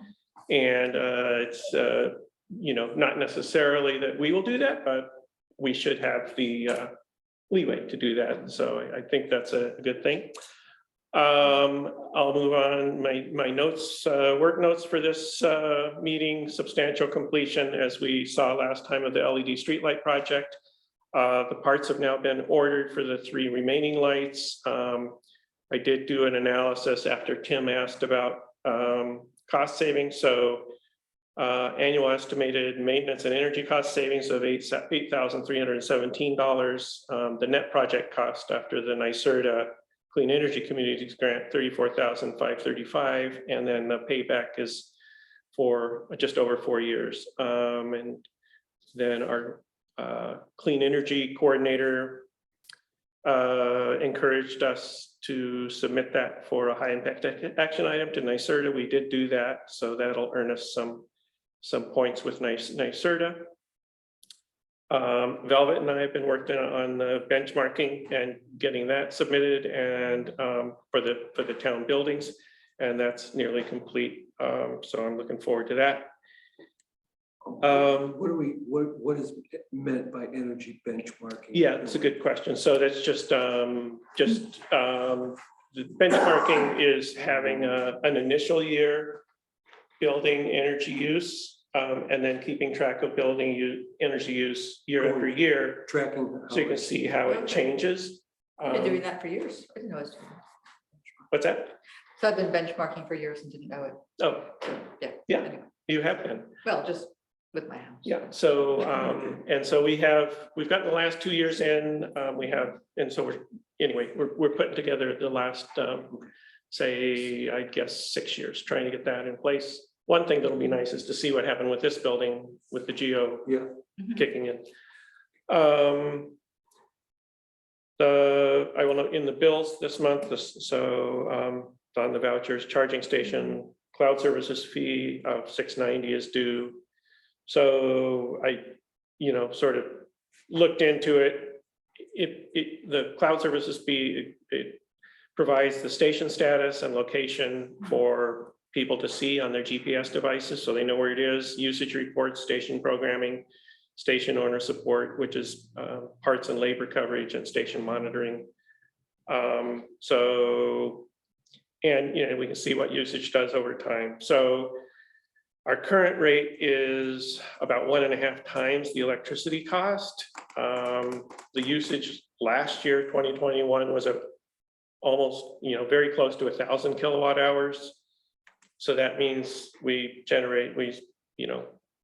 that paid for $100 worth of electricity. Yeah. And it gave us $50 worth of operational costs. So at this point with our station usage, it's below what would float the cloud services fee. How did you decide to use ChargePoint? Did you look at the other ones as well? Some of the other No, ones? so that was in that was the Energetics. But anyway, this came from Energetics, which was partnering with NYSERDA for this, and they were using ChargePoint. So Okay. so we did get something from a place called GreenSpot. So I sent a query about that. So I'm looking at other options, and I've talked to Guillermo at Cooperative Extension and trying to, because there's an electric vehicle group down there that's promoting electric vehicles. So I'm trying to find out what other options might be, if there's anything better, but so it's a work in progress. Well, the Burdette uses EV Connect. I can't remember which Dryden. The Village of Dryden asked one of the guys on the board there, asked me for advice. And I was like, I told, because he asked me which ones I used. But EV Connect at Burdette is free for anybody plugging in. I don't know how they manage that, but Yeah, maybe it's cheap. so it'd be I a don't know. question of what the, Right, what the cost for the. yeah. So we can give up the cloud services fee and people can charge, but it's free.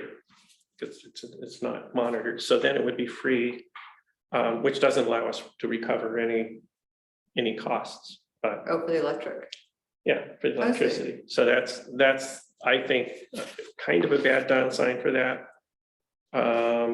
My suggestion for right now our charging rate is 0.15, and I looked at different stations around the county. Cooperative Extension charges what we do, 0.15 kilowatt hours. I think Dryden and one other town charge 30 cents a kilowatt hour, so double. A lot of the Cornell ones are free. So That's free. I don't know how Burdette does it. Maybe they decided, well, I don't know. I would check with EV Connect and see if it's cheaper. Yes. yeah, I mean, I think that's a thing that, I mean, I would suggest we go with this year and then investigate other options. So, When do we have to decide? Decide tonight? well, it's in the bills and it's Bill, right, I overdue. see. It's a month Okay. overdue. So. All right. What's your suggestion? Wait, this is just your supervisor's report, right? Yeah. It's a part of your report. It's a part of my Right, so report. we don't need to like Act on it. be. Yeah, I mean, I am asking the question if, Okay. because we're authorizing the payment of tonight's Right, vouchers. I got So if we don't want to do it, we need to pull that voucher. I see. And so I'm recommending we double the rate. Tim, do you have a? Yeah, I was just gonna ask, that since I just don't know, how are we advertising where this charging station is via this app? Is that why is that one of the advantages of the app, Mark? Yeah, that's one of the advantages. So Yeah, there's an app that people use, usually called PlugShare, that's the main one that's used, or a couple others, and it just tells you where all the chargers are. So our charger would be on that app? It's on the app, and so is one of Brooks. Okay, that's kind of interesting because that would be, if that's the main reason for using this service, other than Yeah. direct fees, we could take that into consideration. I mean, it does Right. show all the other ones too, not just ChargePoint, but all the other various companies that are coming up and disappearing and merging, so. yeah. So my understanding is, yeah, the cloud services connection is what allows them to see us. Right. So, I think I'm all for your suggestion, double the rate and go with it. I'm fine with that. yeah, and then Yeah. I think it's not a huge expenditure Right. and we can figure it out this year. It's Yep. really not. Yeah. I mean, it's So- like $3 or $4 to charge a car. And it's, Yeah. So, it's something new and okay, everybody comfortable with that? yes. Great, okay. Yes, Great, okay, thank you. I will offer resolution at the meeting to set the charging rate.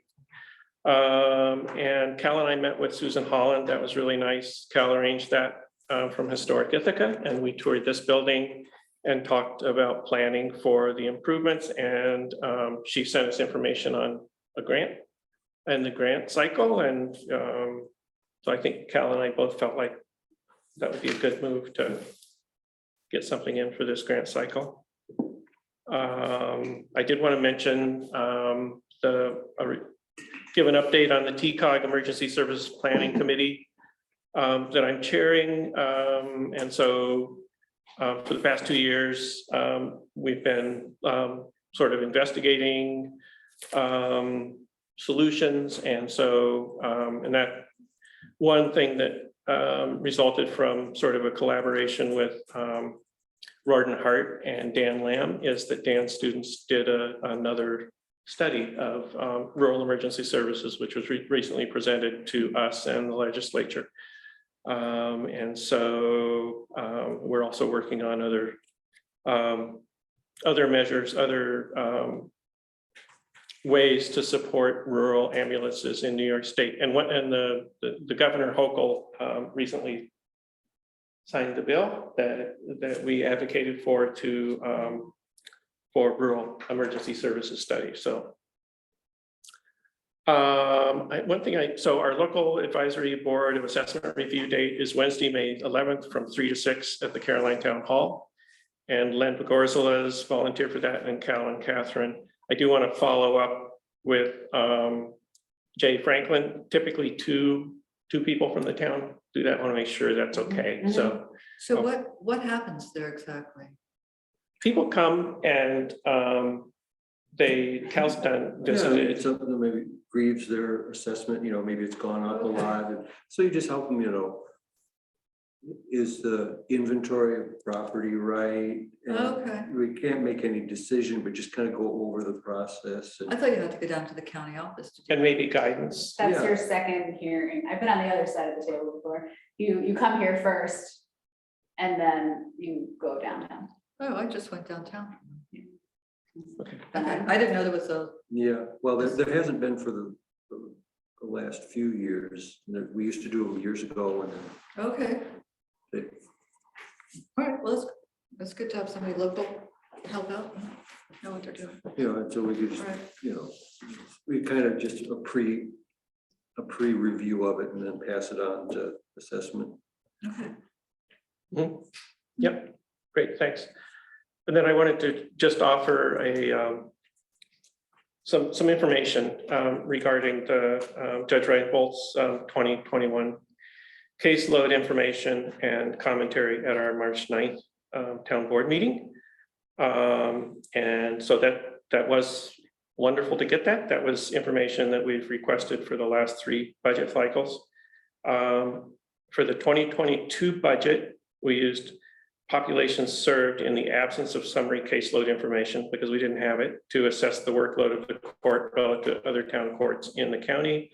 And we evaluated and adjusted the salaries of each elected office in this manner, as you recall.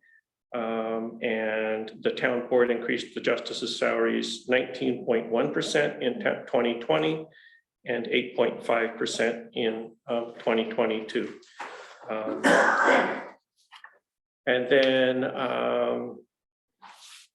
the other thing I wanted to mention is last week, Val Warkey's status on the zoning commission was brought up. I talked to Jean and she said, yeah, he has not been too active lately. So I think with that, you know, we should accept his resignation and that is what that's the basis of it. We've been working on a 6-member zoning commission. So Just a court thing. If you do an internet search for the town of Caroline Court, you come up with Justice Phoenix. Oh, no. And Kirsten Armstrong is the court clerk. So where is it? I mean, if I just do an internet search that says, but what's the site you found? I don't know. I'm gonna find it on It just, you know. Okay. Caroline, just Caroline Town Court. Yep. Okay. And I just thought, I just ought to get. Yeah. Well, I'm coming up with the townofcaroline.org, so ours. Okay. Oh, So any other comments on the report or questions? No. Okay. Great. With that, I will move on to the town clerk's report. Okay, mine's quick and easy. Tax season is complete. And I'm working with the county budget office to get the last few things finalized. And just the basic March report for revenue was 27 dog license renewals, 1 impoundment fee, and 6 building permits. Revenue was $1,205, and check number 270 for 1167 was submitted to the supervisor on April 11th. And that's it. Great, thank you. And I put it in the bank. Great. Any questions for Jesse? Thanks so much. All right, so Highway Superintendent Spencer is away tonight, and I believe he's not on the meeting, is he? No. No. And then, so I'll move on to the patiently waiting Patient, Dan Klein, so if we can find him. Are you there, Dan? I am. Can you hear me, see me? That's both. Half of your head. We missed you. I can't see myself, so I'm trying to figure out where I am in here.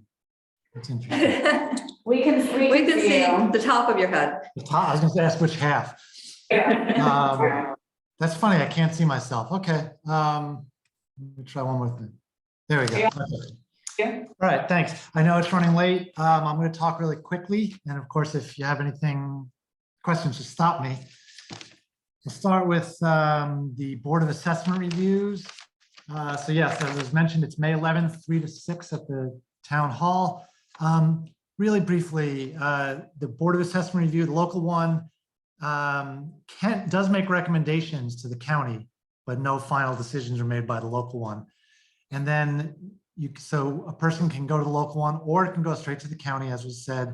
That one is May 24th downtown. And they have both walk-in appointments and scheduled appointments. So if you're interested in scheduling in advance, you can do that. For several years, the county has had a system called Swift 911, which was a way to send out information quickly to residents of the county that wanted that information. We've switched over to a new system called Siren, and it's similar, but a little better, I guess. And so I recently went through the task of signing myself up for the new system, and it's really good. I recommend that you do it. There's a whole bunch of options. You can get, definitely you'd want things that are happening in Caroline. That's one of the check boxes. You can get things that are countywide. You can get things for any other town. And then there's other specific subjects you can get notifications for on your cell phone or by email or by phone if you want. Broadband. The town of Danby recently hired Chuck Bartosh of Clarity Connect and Point Broadband to do a driving survey of the town. It's also called a windshield survey. It's probably called some other things too. So basically driving every road, looking at every piece of fiber in the town and physically recording which ones do not have any kind of fiber going to them. And so the town of Danby paid him to do that, and he did it pretty quickly, and they issued a map pretty quickly. That map is available on I think it's on the Danby Town Board's website. If you're having trouble finding it, you want to see it, let me know. I can get you a link to it. And it's going to be really useful information. It's the first time that I've seen a map that I trust, that it shows where the coverage is and where it isn't. Town of Newfield did the same thing. With the same group? Yes, I believe so. I looked at your map, it looks good. Oh, good. You may have noticed on the Danby one, there are a lot of unserved houses on the Caroline town border, like right along Coddington Road. So, that really reinforces for me that if this issue is going to be tackled, which we all hope it is, that it's not a town by town initiative, that's a county-wide initiative. Hey, Dan, do you have any idea how much those surveys cost? Not exactly. I think they're, $10,000, give or take, in that range. Okay. Could be less, could be, it could be a little more. I'll bet it's less, but I'm sorry, I shouldn't quote it. And I just also want to mention, supposedly New York State is doing the same thing, and supposedly their map is coming out next month. So I guess it's worth hanging on that long to see if they do a good map. Something that I would like to do, I will try to do myself if I'm able to, technically, is compare the state map with the one we just got in Danby or the one in Newfield. And if they match pretty well, then we can have confidence in that New York State map. And then finally, I just want to mention, I think I have mentioned here before, we did a cell phone reception survey online. It was up for about a month, maybe a little longer. And to my delight, we got over 2,000 responses countywide. That was more than I was hoping for. Still don't know. So this week I started analyzing the data, and that's going to continue. And I'm getting a lot of help from my IT department, because I really don't, when I say I'm analyzing it, I'm not analyzing anything. I don't know what I'm doing. So hopefully there's enough information on there to be useful and meaningful. I think there is. I don't know, and I don't know yet if we're going to be able to take that information and do anything with it, because it's going to cost a lot of money, whatever the solution might be. Okay, Dan, is that survey over now? No more data collection? I think it's still live. Okay. Pretty sure. Okay, it's on our homepage. When I looked at that survey, I was a little confused because I wasn't sure, sometimes I get good reception where I am, but I think it's because I'm grabbing other people's Wi-Fi and, or I'm on my Wi-Fi. So I wasn't sure quite how to answer it. Like, I don't know, I just wasn't sure how to answer, whether I had got good reception or not good reception. I wasn't sure how to measure it, so I didn't answer. Okay. I had a similar thing, because in December, I got broadband for the first time in my house, and with that comes Wi-Fi calling. So I can make a good cell phone call in my house now for the first time ever, but 20 feet out or 30 feet outside my house, I can't. So I had the same question because it came up at the same time that the survey happened. I think, Kate, the best thing would be to do it based on the straight cell towers, not the fiber, in other words, not the internet. Okay, the very last little thing I wanted to say about cell phones is that I've been talking to a lot of people and learning a little bit here and there and trying to put the puzzle together. And one of the things I learned is that there was a cell tower on Bald Hill that just went live. So I think some of you are aware of it, but if you're not, you should know that. So there's going to be better cell phone reception in parts of the town of Caroline right now. It's AT&T/FirstNet, and I can tell you more about that another time if you want. That is my report. Thank you, Dan. And Dan, that cell tower was subject to very, very lively discussion for almost 2 years. So I think everybody's pretty aware of it. Yes, I'm aware that it was delayed, but about a month, maybe 6 weeks ago, it went live. So Yeah. that's the news. Great. Yeah. So, Dan, I've been thinking I need to get in touch with you. I've been reading all about Dryden's broadband and different broadbands and funding and gotten completely overwhelmed. So hoping maybe you and I could get together sometime in the next week or next 2 weeks and talk about this. So, Absolutely. Shoot me an email and tell me, maybe give me a couple of times you want to talk or meet for coffee, whatever you want, or just That'd be email, whatever you want. okay. Great. Anything else for Dan? Great. Thanks so much, Dan. Thanks, Dan. Welcome. Thank you. Thanks for hanging on tonight. Yeah, thank you. Interesting meeting. Yeah. Okay, so I'll just move on to department and committee and liaison updates. Anybody? Ag. Ag? Yeah, so Ag met on Saturday and had a really good discussion. One primary thing that came out of it that I wanted to bring to the board was that the Ag committee would really appreciate an opportunity to share some thoughts related to agriculture in the town with the town board. So in terms of, format, that could be any number of different things, whether that's like a special meeting, whether it's part of a board meeting. I think there was concern about, as we see, the agendas and everything, having something like that be the part of a board meeting might just not be like enough time. Oh, you think? I think we could schedule it in. I mean, what do you guys think? I mean, I think we could schedule, that would be something to put on the agenda. I mean, the feeling from the Ag committee is that might not be enough time, like. Oh, like so having, like, describe what you intend for the meeting. Yeah, so I mean, the thought is to be able to share thoughts related to Ag that are currently of importance, and kind of timely right now, given all the discussion around land use and planning. And so if there's an opportunity for that, I mean, at a board meeting, that could be fine, so long as there's really enough time to have that, so that it's, the request is that it's not like a 10 or 15-minute agenda item as part of, a broader meeting, but we really want to have time to really hash things out and discuss and go back. And just share. Yeah, that sounds like a separate meeting. That sounds like a separate meeting. So if that's possible, that's the request. Is that something, Catherine, that could be done during an Ag committee meeting, as part of an Ag committee meeting? Yeah.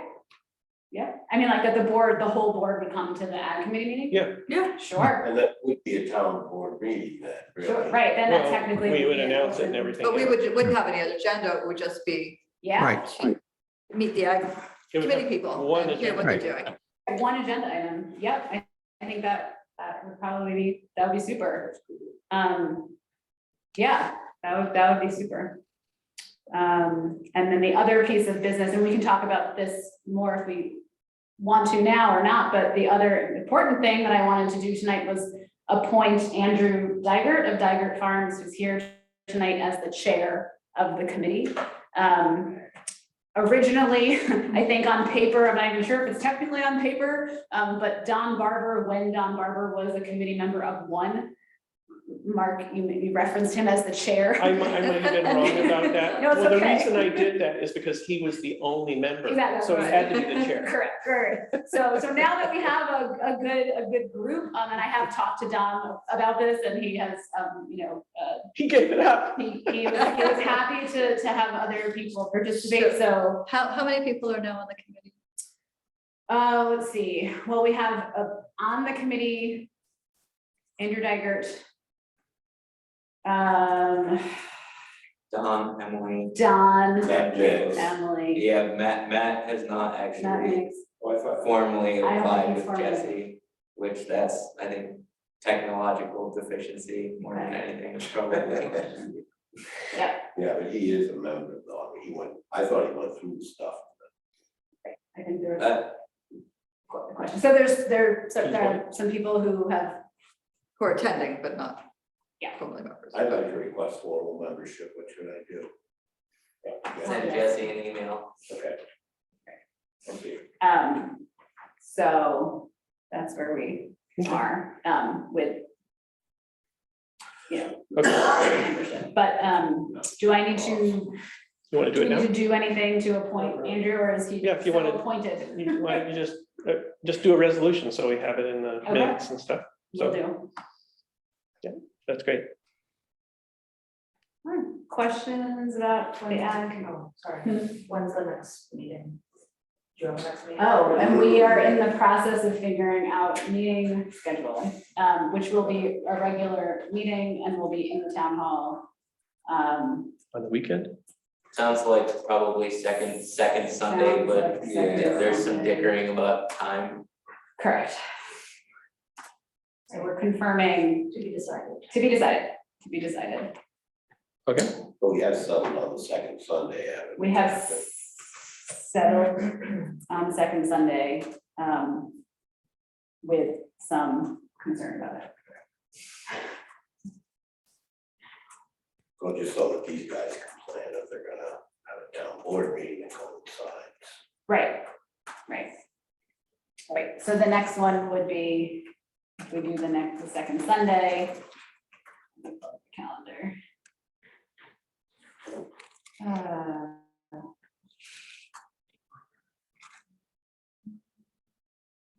May.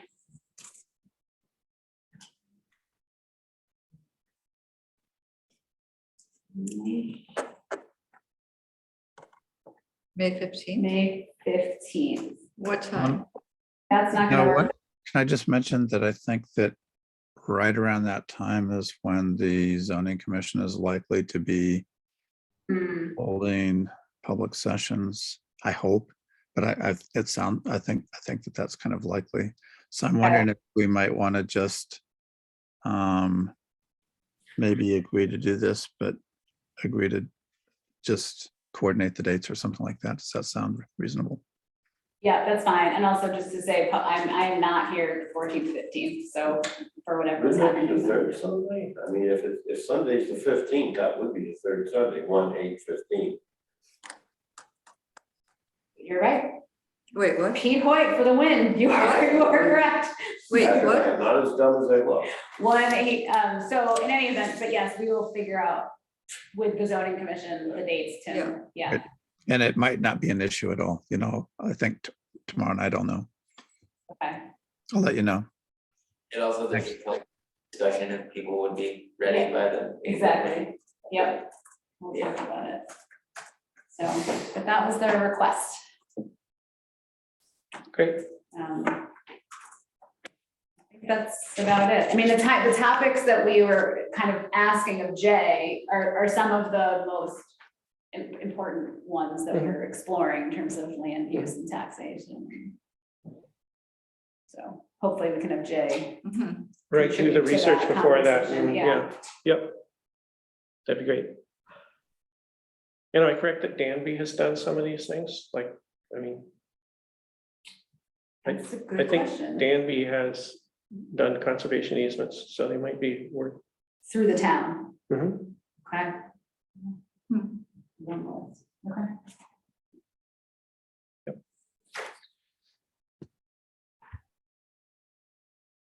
Great, okay, thank you. Any others? Facility. Oh, No, go ahead, Tim, please. Yeah, mine's really quick. So the zoning commission is meeting tomorrow night, Thursday, which is April 14th at 7:15, hybrid.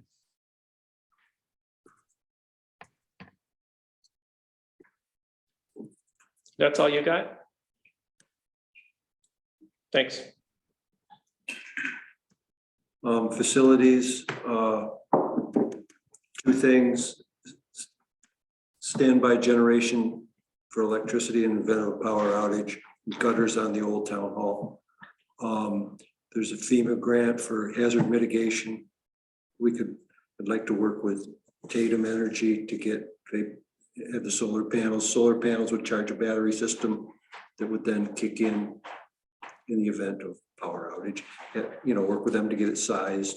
Did you talk to them or? I've left an email or, Oh, you know, voicemail, okay, but cool. if that seems the best to work with them, that's my understanding. And, you know, they'll need the utility bills to look and size it and go from there. The assessment we had by an architecture student about the old town hall, one of the first recommendations was get stormwater away from the building. That would involve stormwater gutters. And there's some question, you know, well, don't just buy, you know, something from Lowe's and put up, but have an architect look at what would be appropriate. And I don't think, and we want to keep in consideration the painting project that would be moving forward, and don't want that to inhibit or influence that. So I think that was something that we should move along with. Yeah, I think Cal probably, wouldn't we want to do the painting before hanging gutters, most likely. I wondered about that, but I don't know. Maybe depend on the kind of gutter, I guess. Yeah, I think that the painting project is going to involve, it'd be nice just to get something started, and yes, you don't want to kind of have to undo something, but. I mean, that's the problem.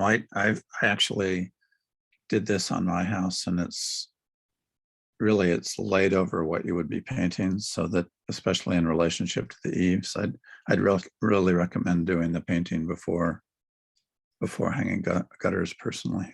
It's just would be more efficient. Okay. If you can, do we have painters yet? Or do we have anybody who has time to paint? So did we have what? Do we have painters? No, we haven't, you know exactly the scope of the project. We're going to go forward with painting. Okay. But you know, I wondered, Cal, if you met, when we were talking to Susan, she mentioned someone who does like historic, who could design the gutters maybe. Correct. So I thought you were talking about getting a design plan from him. Just get a design done, but let's not get Maybe into. that's what I was thinking. Then we could incorporate that into the grant or something like that. Okay. I was jumping ahead a little bit. Yeah, would that work? That sounds great. But I think she did say that design cost, that maybe you could do the grant. We couldn't do any work in advance and get compensated by the grant, but we could do design work. Could do design work, and it could be covered by the grant. So okay, you can do that. Yep. Cool. We should get started with something on it. Okay. So I think, is there general agreement that of moving ahead with that? Does that seem like a good idea? Moving ahead with it, getting at least the design for Yeah. these are the gutters that will get put Yes. on. Yeah. Yep. Great. We can put it with painting and apply for money in. Thank you. Okay. That sounds good, Cal. Okay. Great. Any other committee updates before we move on? Okay, great. Thanks, everybody. So I'd like to move on to discussion of new highway facilities site selection.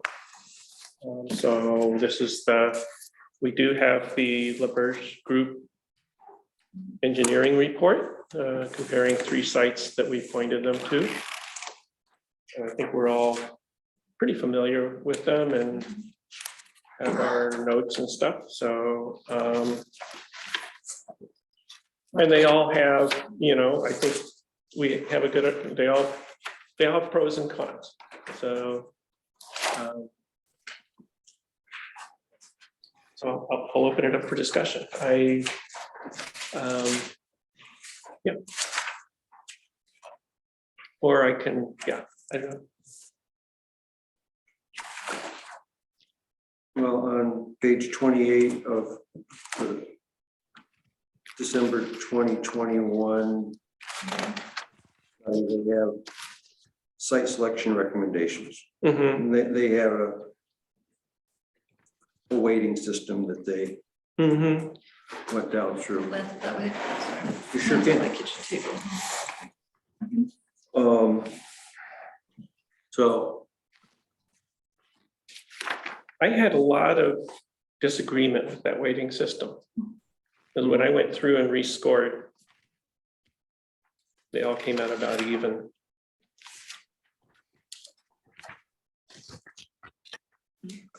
How did you rescore it? Well, so for instance, geographically centrally located within the town. Site number 1, 2, 3. Site number 1 is the current site, 2 is the gravel pit, 3 is another site. Well, I thought central location, site number 1 It's the most central. might be the most central, but it deserved a higher score.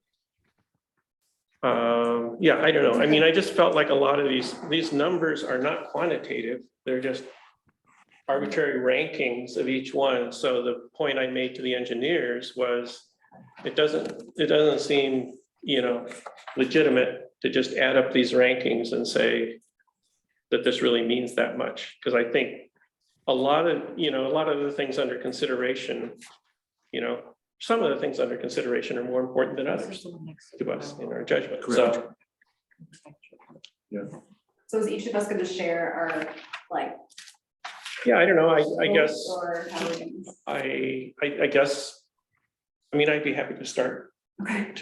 And I think, Cal did start, so do you? yeah, so do you want to follow through, Cal? Because you pointed to that chart, right? Okay, facility development costs. So that's 28.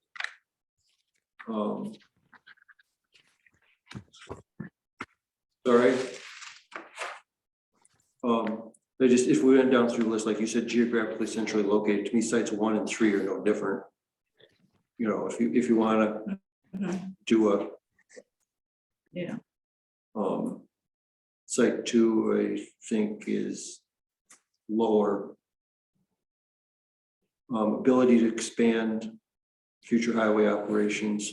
I myself would agree with their ranking. Highway equipment access to site. I don't drive any of that equipment. I drive large farm equipment and things like that, but those aren't dump trucks and loaders and all the things that people that I've talked to, they find site 1 problematic. Because it would involve that slope driveway up to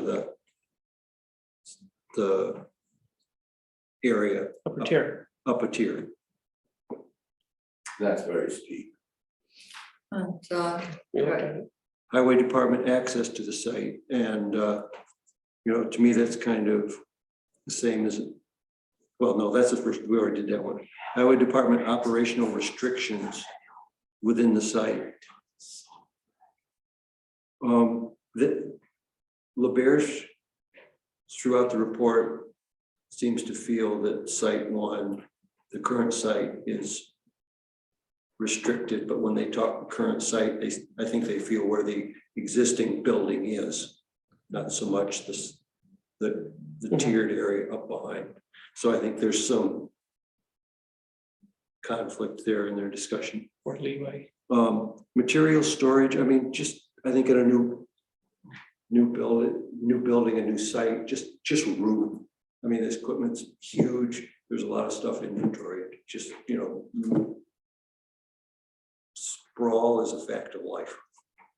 Well, when there's room for it. Yeah. Well-developed, sewage disposal. The current site has, the septic system is like out in front of the barn. Yeah, so they described in the study how it would be different. Yeah. So The new set, that would all be new, but sometimes when we talk about the old site, it seems like there seems to be, some people feel like, well, let's add on to the existing barn or maybe razz that and build a new one right there. So I think there needs to be distinguished whether we're talking up on a new tiered spot behind or trying to renovate and improve down next to the road where it is now. I thought we were thinking of doing both things when we were out there, when we were talking. Yeah, But but there I was think we space need to to, build. this kind of needs to get narrowed down more. I mean, they gave us a plan for that, right, in here, right? They're going up behind. Right. Plus keeping some of the things down below Down too. below. So Right. I don't, natural gas, electric service, land. I don't know, they're professional engineers, and I guess I will just go, I myself will go along with their site rankings, that site 1 is the lowest, site 2 is medium, and site number 3 is their preferred site.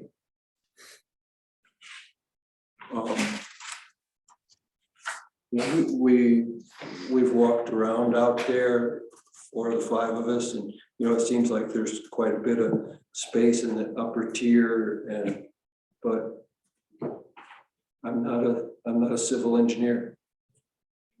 It seems fine to me, but and they gave us yeah, they gave us a building plan for up there. yeah.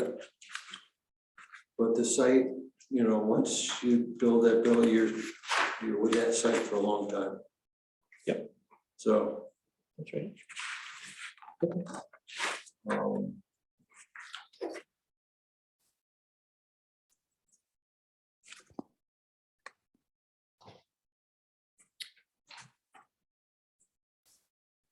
So, you go on to table 3. What page is that? Page 30.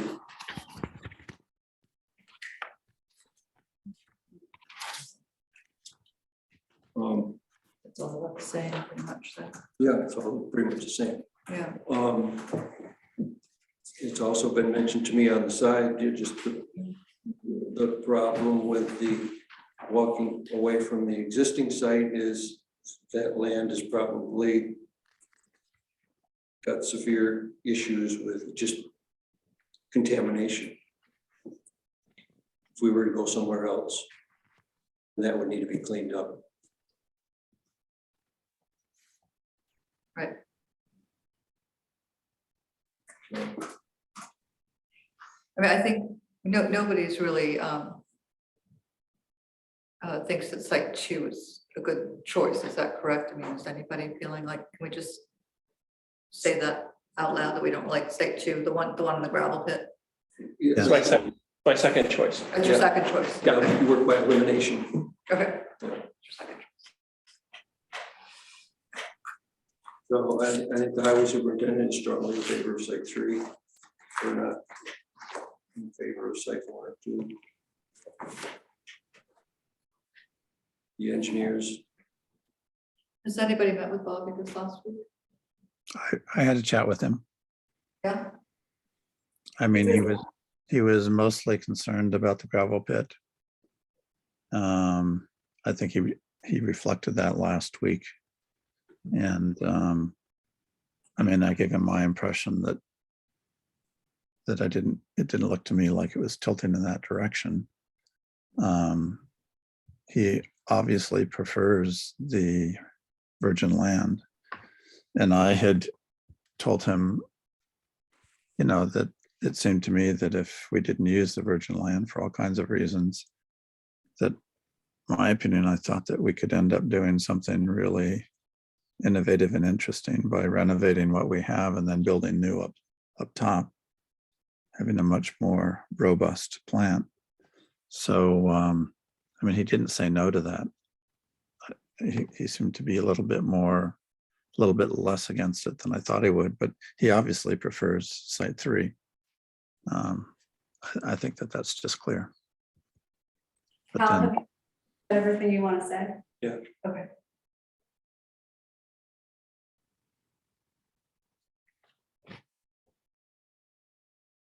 So, I mean, I would eliminate Site 2.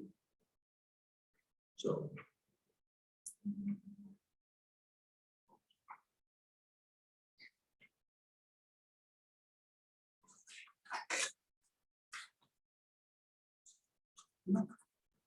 Yeah, so Tim, did you want to speak your opinion? I heard you say what Bob wants, but what? well, I think it's a really complicated issue in the sense that I totally understand I don't think anybody would lack an understanding of any highway supervisor's desire to have super Mercedes-Benz of plants on a brand new piece of land. And I totally understand that. I also think that one of the things that struck me about the LaBerge plan was how big the proposed building was without really providing any comparative presentation to us about other facilities. So for me, one of the things that would be helpful to know is, do we really need a 16-bay garage? If we were able to redo, we're already going to have to redo the original highway barn. Let's imagine we could redo the original highway barn to bring it up to snuff. We would then have 2 recently redone buildings down below for cold storage. We could build quite a sizable structure up above, maybe not, maybe we don't need 16 bays. And we could have a robust facility on the land that's already been excavated for highway. And I personally have ambivalence about cutting up a new piece of territory when we have, you know, undeveloped land, undeveloped film, so we don't even own. We wouldn't even know if we could own it when we have already 2 existing town sites that the engineers said could be used for this. They might not be as ideal as a virgin land. So, I mean, I find myself wondering how we might, which I think a lot of us kind of felt when we went up to the top tier of the highway, how we might do something creative with what we have. I mean, I've been thinking about it a little bit more, and conceivably we could redo bring the current building up to snuff. Even if they were to build up above, then the highway department could still exist and keep using it. And we also have the gravel pit. If we have to move storage out temporarily, we have the whole gravel pit to do that. And we could continue using the gravel pit for additional storage later on for things like, you know, rock and stuff like that. I mean, I'm just thinking creatively, but so I could see a combination of uses for the 2 sites that we already own. I don't know if that makes any sense to you guys.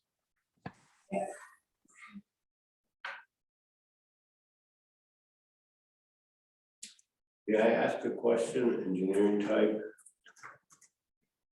How much flexibility is there? I don't know how much room there is up top, but would it be feasible to change the contours of that road going up there to make it an easier grade? I think that's a question. I think that would be a question I would have, or, you know, I think that would be something we'd want to try to do. I mean, that's, Tim Anything's is making some possible. very persuasive arguments there. Yeah. Anything's possible. I mean, you'd wanna keep salt and sand storage still down by the road, because you would not, I mean, just for wear on equipment, it's like you're not gonna wanna send trucks overloaded down that hill every time they leave the highway barn with salt Yeah. and sand, but like, Yeah, and I think their plan, that's exactly what they put in their plans, to keep the salt storage down there. Yeah, there's a lot to be said for site one, actually. Again, Well, I think there is a lot to be said for site one. I mean, Yeah. my initial reaction was site three because I thought of all the stuff wrong with site one. mhm, But thinking it over, and Tim's arguments are actually quite persuasive. That's just my Yeah, there's a outside lot, opinion. there's infrastructure in site one that should be walking away from. Yeah, Salt storage, fuel storage, cold storage. yeah, maybe, you know, a big. I mean, no matter what we end up doing, if we were to use site one, we're gonna have to redo a lot of that infrastructure anyway. Like, we know we'll have to do a new well and we know that we'll have to put canopy over the fuel unit and that sort of stuff, but that goes without saying, I think. Yeah. yep. I also find that compelling, I agree. Yeah. I'm not gonna repeat it, No. so. I do agree with that. Yep, I mean, I feel I guess share my thoughts, that's my term. I mean, I feel very strongly that site one is really the only responsible place to be. I mean, given what is going on in town and our commitment to thoughtful planning, I truly cannot in good conscience think of using a piece of virgin land that is currently a hayfield. I mean, I cannot recommend that. And you know, so for sure, for me, site one or the, current site is like, let's do that really well and let's make Yeah. it really good. And let's talk to, everyone who works in the space and needs certain things and really pay attention. And we're about to put a lot of money into it. So let's do it and make it really good. And we can do anything with creativity and money, and we're willing to put forth both, but I cannot reiterate enough that I just think it is just ethically totally inappropriate at this point to think about ripping up a piece of virgin land for this when we're talking about responsible planning. I just can't do it. Yep, I feel the same way, I- regardless of what point. Yeah. Yeah. I am in complete agreement with Catherine. Okay, So, and there's a lot of space up top. And I know the grade's a problem, but there's a lot of space to put a lot of stuff up there. And I like the idea of putting storage in the gravel pit if we need it. More storage is necessary, I think that. Because that's not being used for anything right now, right? We just got a dumping ground. Yeah. I mean, I think Bobby said that they sometimes do use it for gravel storage anyway. oh, yeah, they definitely do. If they have overload, they do, and they also use it for example, when they're digging out the ditches, they put the stuff there. So there's a lot of possibilities over there. I mean, we up top, there's quite a bit of, for example, pipes and big conduit stuff that could easily be stored over there if it's rarely used, So I can see some possibilities just reimagining how we use what we have.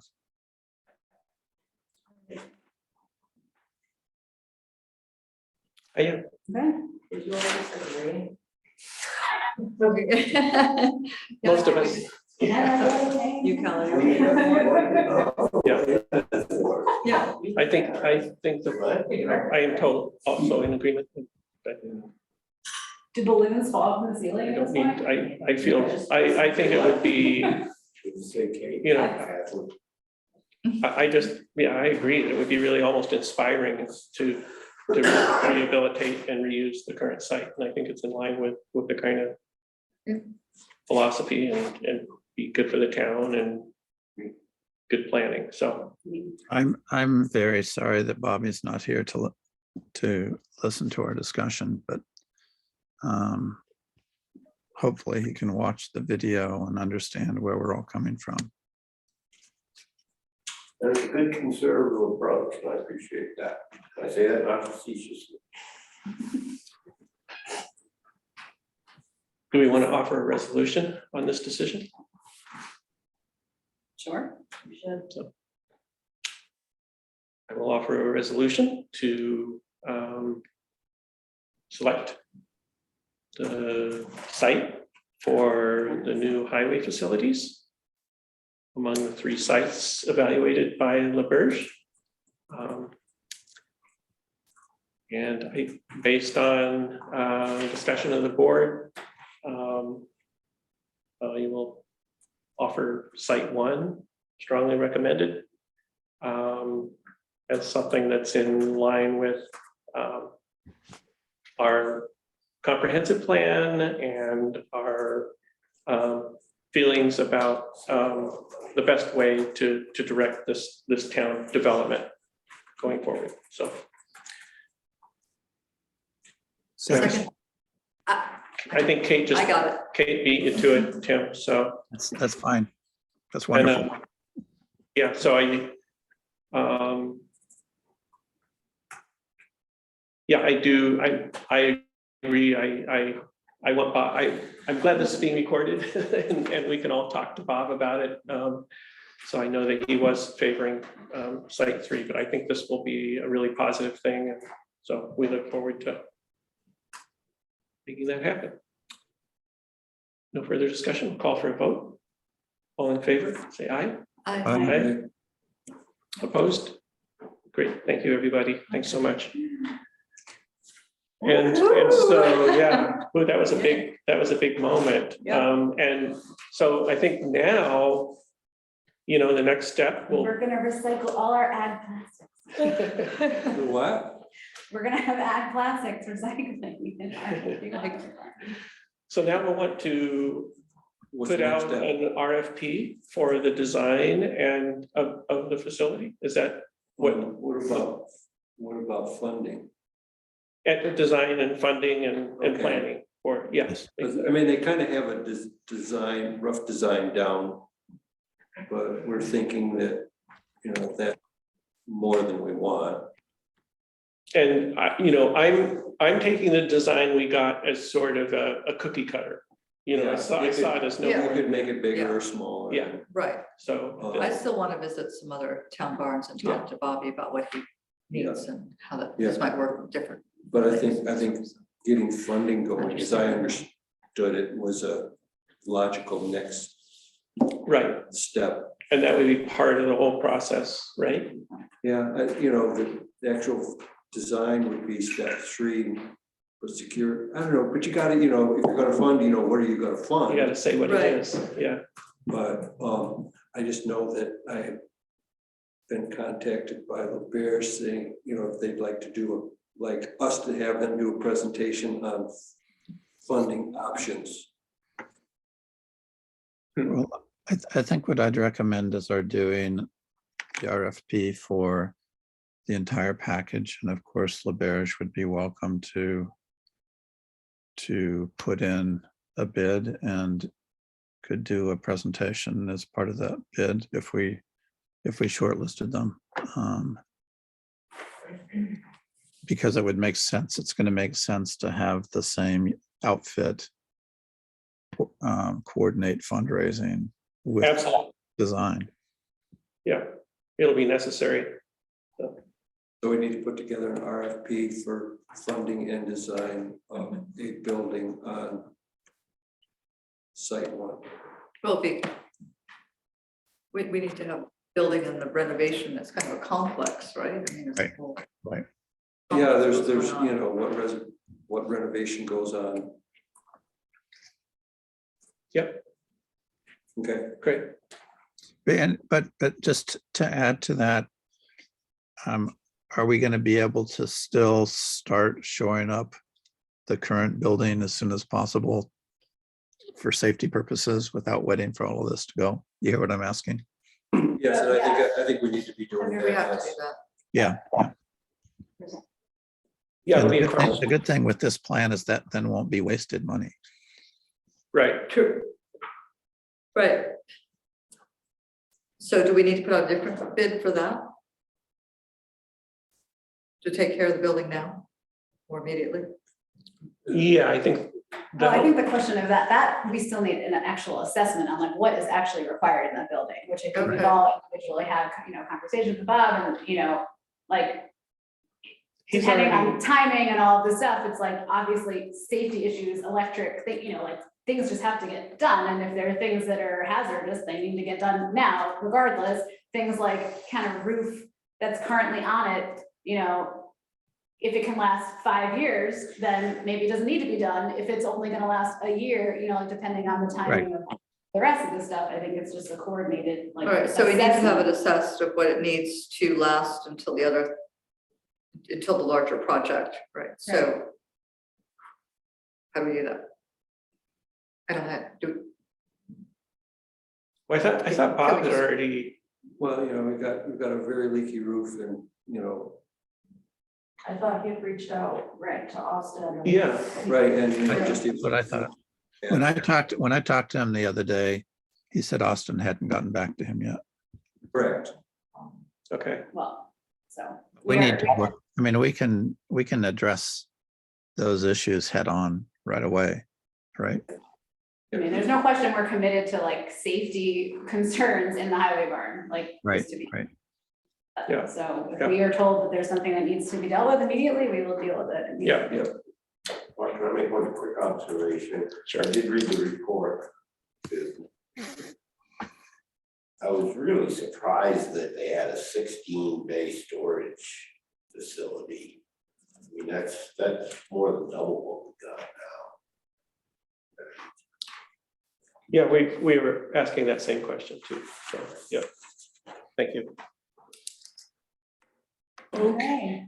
Great, okay, so shall we move on? Yes, great. Except that Cal has a question on his face. No, just, I keep hearing it called 16 bay. I don't know, I think of it more as an 8 bay, kind of door on each end. Well, no, I mean, it was 8 in a row and then 2 deep. So Correct. 16. Yeah. I just, Okay, How many trucks they got? It seemed like overkill to me. I think they took an inventory of the equipment we had and just, it wasn't any.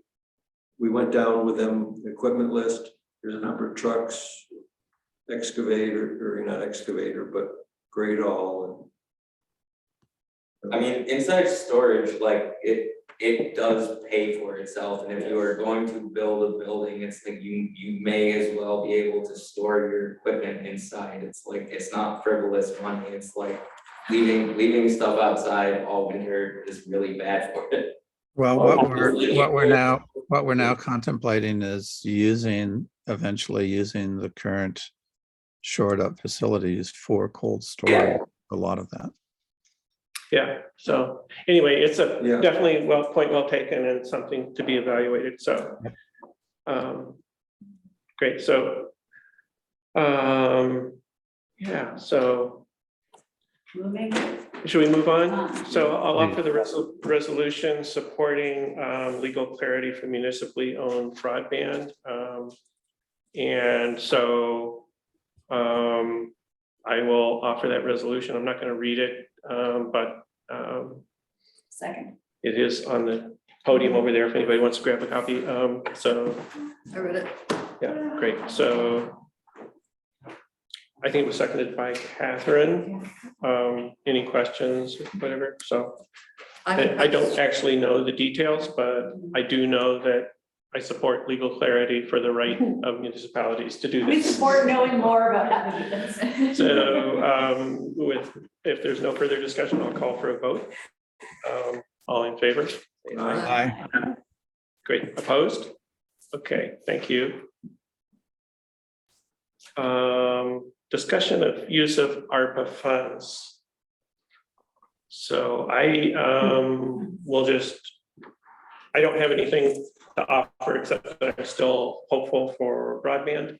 And I think we have time to clarify that. And I did sign up Association of Towns sent out one of their luncheon webinar things on the ARPA April 30th deadline. I think it's next week. So I'm going to attend that, and I sent it to Velvet too. So I can send it to you if you want, but I think it's more administrative, like just getting the administrative paperwork in line. So let me know if you're interested, and I can send you that. But anyway, and so I'll open the discussion. If anybody else wants to chime in. I was looking to see if Dan, I regret not asking Dan about this, but I think that his point about it being countywide rather than town by town is the point really well taken. And I don't fully know the impact then around the ARPA discussion, because like, you know, philosophically and theoretically, it's like, yes, broadband with ARPA, but like if, like currently, I don't think we have a actual project bucket for broadband to even put the ARPA funds into. So it's like, for me, it feels a little bit theoretical, like, yes, we want to use this for broadband, but if the county is having their own initiatives around it, can we and ought we to use ARPA like for our, own individual Caroline municipal things, like it's not either or at this point, because we don't even have a broadband option that's like reasonable or. Right, and so like I've gotten, with the broadband stuff, I've gotten overwhelmed with. So there's this big thing at White House, so we're reaching out to rural areas to get broadband. Right. I was looking on that, but that put me to the USDA, and that put me into these definitions of rural areas, and are we a rural area? You think we are, but are we an area in their definition? And I got really overwhelmed. So then I called Katie Borgello, the county, wrote her an email, and she hasn't called me back. I think she's gone for a couple of days. And I want to talk to Dan, but there's tons of money out there, but I don't really understand how New York State is accessing these funds, like these federal funds, and whether it's the state that's doing it or the counties are doing it. You're talking for broadband, not. I'm talking about broadband, right? And like how the initiative and this, I'm really hoping this money will come through somehow, but the path these monies are taking, because there was a ton of money in the infrastructure bill for rural broadband, right? That got passed at the federal level. So how that's getting down here, I was trying to dig through that, and you probably can't figure it out yet. I got completely stuck. So then I got to trying to contact Katie, talk to Dan, maybe talk to Anna Kellis, like, because I don't understand. If it is on a county level, would we be, this is separate, I'm bouncing, would we need to buy into it? I mean, do the towns, if there's a county effort, do the towns give money towards the county effort? No, I have no idea. No, so, so I don't know, I'll just offer based on the history is that we've been struggling with this as a town and working with individual ISPs to do it. And that's even up till recently. And Lee Hafley has reached out. Hafley is great. They give great service, and they were successful in Caroline for the round 2 and 3 build out in Caroline. And I would recommend reaching out to him on this. And I also think it would be, I'm just saying, there's a lot of questions that you've all brought up that are legitimate. I think the state doing this survey, statewide survey, and they hired contractors to do it, and it's going to be reported next month. That indicates that, that they're preparing, that there's a state, level initiative to do this. So I agree. It calls into question, are we going to do this at a town level, or is it going to be at a higher level county, or, so yeah, and, so anyway, yeah, and I don't know the answers yet. So those are all questions that we need to flesh out, because there's also there's this opportunity. We have the ARPA funds, we have the need that's intense here for broadband service. So,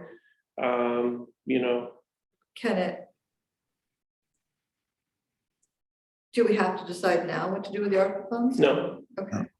Can I suggest that, maybe these aren't mutually exclusive potentially. One of the things that I'd really like to hear from Lee Hafley, for example, would be what could be achieved with $300,000. Right, exactly. If we were able to do something fairly substantial really, really quickly with the ARPA funds, I would be inclined to do that, considering the public good that would come out of it, knowing that any statewide or even countywide initiative is going to take quite a long time. So I'd like to hear that, you know.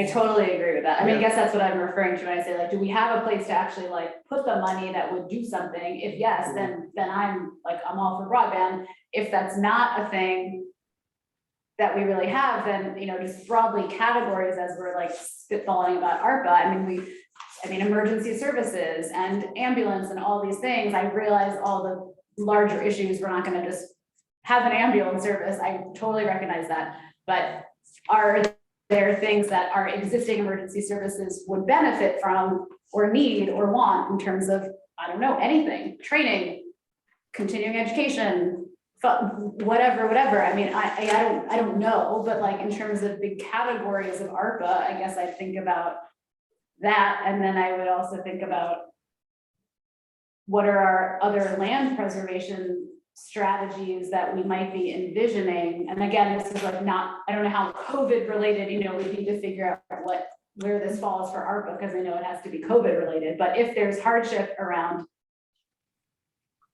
holding on to land and pressure to develop or sell land due to COVID hardship, like, is there some other way that ARPA funds could be used to assist with land preservation? I don't know the answer, but that is a general question that I have if I think beyond broadband, I guess. And Mark, when do we receive? So we've already received 50% of the ARPA funds, is that correct? That's right. So when do we receive the rest? Mid-year, like June this year. This year. Okay. Yeah, so I'd really like it if we could be in a position to move forward on something, at least a plan, relatively soon. And that would mean if we could find out from, I mean, Hafele is the obvious place to go. Maybe if we could find out from him first what could be feasible, then we could start thinking in this regard. And we'll be getting the map soon too, the state map. Yeah. No, that's a good thought, Tim. Is there a deadline for the decision? For the decision on how to use it, Yeah. it's not imminent. It's down the line. So. I think we should clarify that too, if possible. I mean, there has to now be a deadline. We hope. Yeah. The problem with this ARPA thing, since they first announced it, is every time that we've gone to find out details about it, it's either mushy or unclear, but by now it must not be so mushy. Who's gonna talk to Lee? Pardon me? Who's gonna talk to Lee? I will. I'll send it. I'll copy it. Thanks. You know, then, I mean, just to put it all on the table, we know that Bobby wants to use the ARPA funds for highway equipment. And I personally would be disinclined to do that, because I still would like to use the ARPA funds for the broad public good in a way that would take advantage of this opportunity that we otherwise wouldn't have in town government. Yep. Right, but that does need to be right on the tape. He had mentioned that last time. I think it was 180,000 for the excavator. Thank you, excavator. Oh, right. I'm using my words, excavator. Right. I mean, I don't want that. I don't want his desires to be forgotten, but I personally think that we can fund highway equipment in different ways. That's exactly how I feel. Yep. Or it could, you know, funds could go towards the highway facility building, rather than, you know, a piece of equipment could go towards, That's interesting. you know, a portion of it, not the whole thing. It is a thought. Yep. Right. Or So we restoration of can, the we can current break up the situation. ARPA money into different. Sure. Yeah. Okay. Yeah. Yeah, I'm sure. Apparently land preservation is an ARPA thing. just looked it up. What? is, The land, ARPA and land preservation is a thing. yeah, It is? I mean, they, Okay. Massachusetts approved $15 million for land preservation. Yeah. Out of its initial ARPA fund. they've greatly relaxed the ARPA. Yeah. And that's really a great idea. You know, if we can't do broadband, this would be a really logical Yeah, direction to move. great. Okay, those are all good thoughts. So So we'll have info from hopefully very soon. very soon, probably by next meeting, at least we'll know. Right? That'd be awesome. Okay, great. Shall we move on?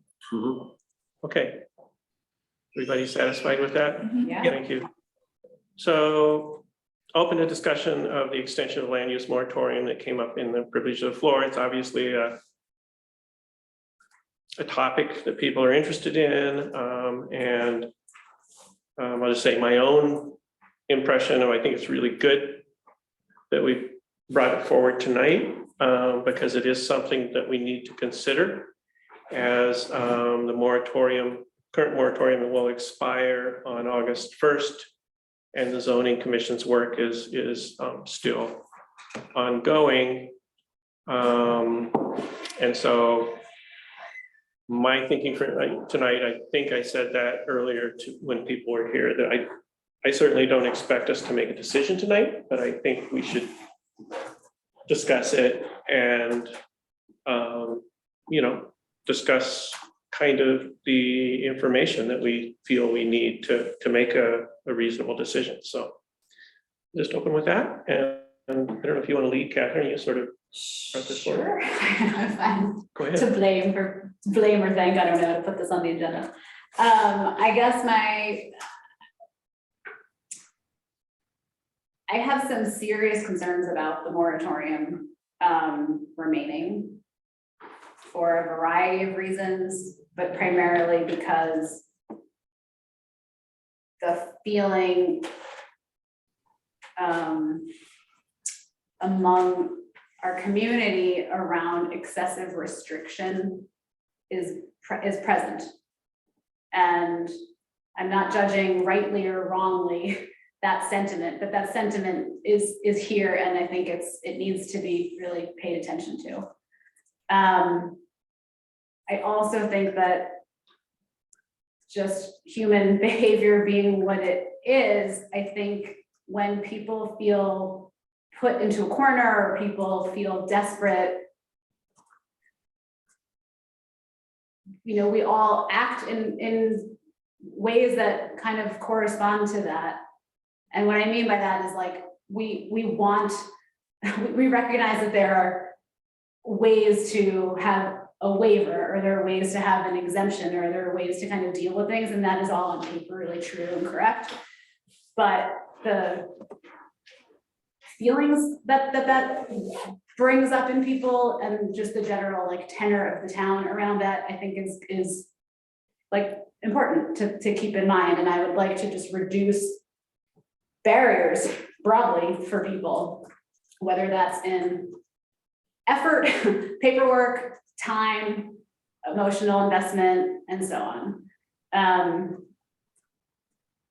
That said, I'm also fully recognizing that there are very important and legitimate reasons to like take a thoughtful pause when big things are happening, like considering land use planning and zoning.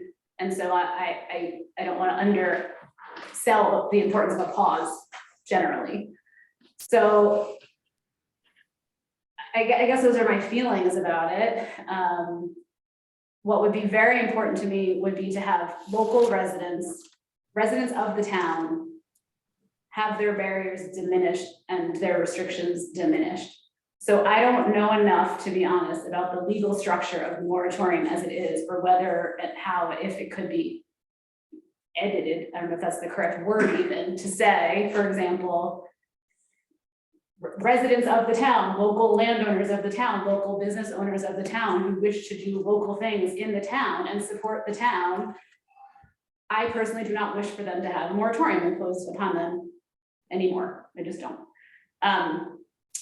if there are other somehow more threatening interests from somewhere else that there's a legitimate concern about, and I'm again not judging whether that is a legitimate concern or not, but if that is the concern that is like behind the moratorium, then is there some way to parse that up and like make that somehow different, that there's a moratorium for this particular interest, but not, you know, a local interest.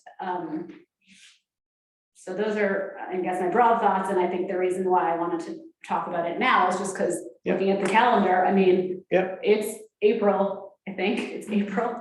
And, you know, it was snowing, so it's hard to know, but, and the moratorium is up in August, and I just want to be like proactive about it. Yep. So it's just tricky, but. So, yeah, I think those are good thoughts. And I actually pulled up the Department of State document on land use moratoria. Almost sent it around to you guys today, but anyway, it's easily Googled, and it's helpful. And so, and I do agree that. You're gonna send that out? What's that? The New York State. If you just look land use moratoria in New York State, it's a Department of State document, and it's very much, you know, it's a nice summary document about what the function of that is. And yeah, as you said, the functional importance, you know, can't be overstated when a town is considering zoning or other land use changes to their land use regulations. So, and it's, you know, it's to put a freeze in place while, you know, so there's not a mad rush or whatever. And yes, I think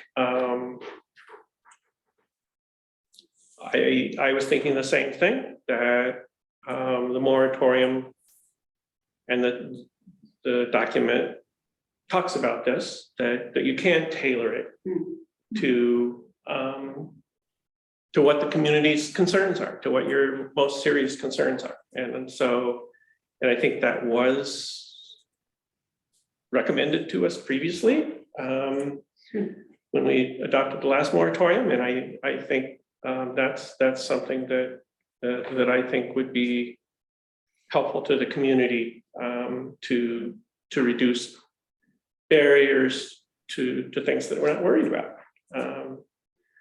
So yeah, that's a thought from what you said. And I'll just, my own thoughts are, I'll turn it over to Tim, because Yeah, I was just going to say that, I mean, I'm pretty confident in the payoff for the moratorium up to this point.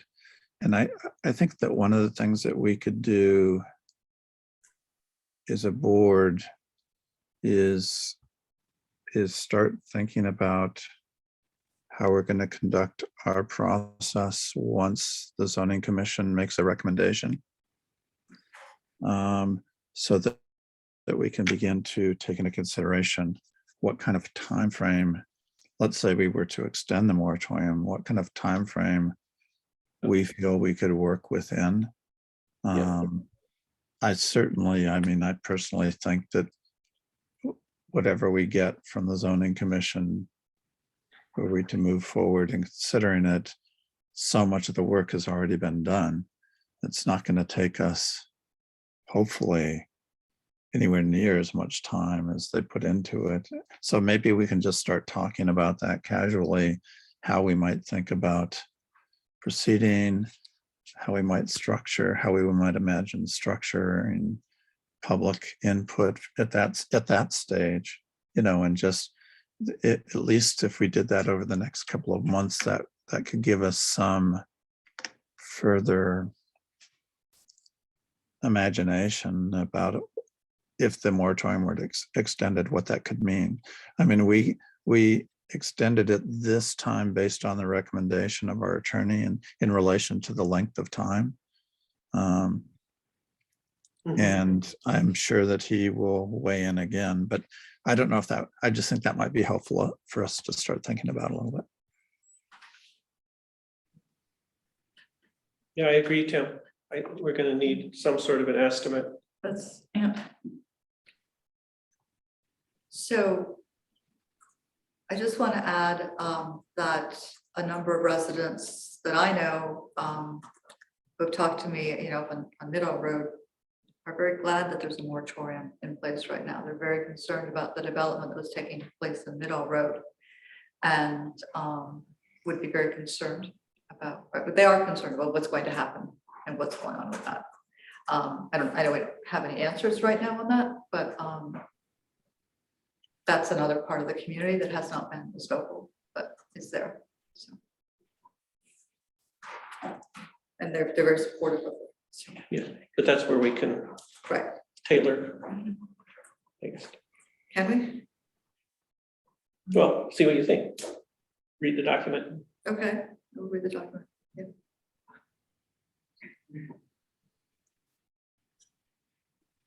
If we extend the moratorium, are we thinking that it would just be pretty much, I mean, we're talking about maybe prescribing it a little more? We can.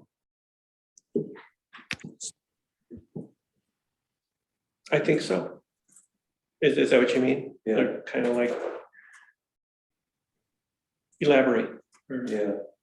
Well, you know, one of the things, for example, that moratorium, one of the things that I could imagine just off the top of my head is one of the things that's being discussed in the draft is the relationship to grandfathered let's say businesses, and that at least they could expand up to 30% anyway, you know, after the grandfathering. And one of the, I mean, we all know that there have been 2 or 3 instances of frustration in the town of not being able to develop a little bit more of a pre-existing business. So that's the kind of thing that I think that we might be able to consider. Mm-hmm.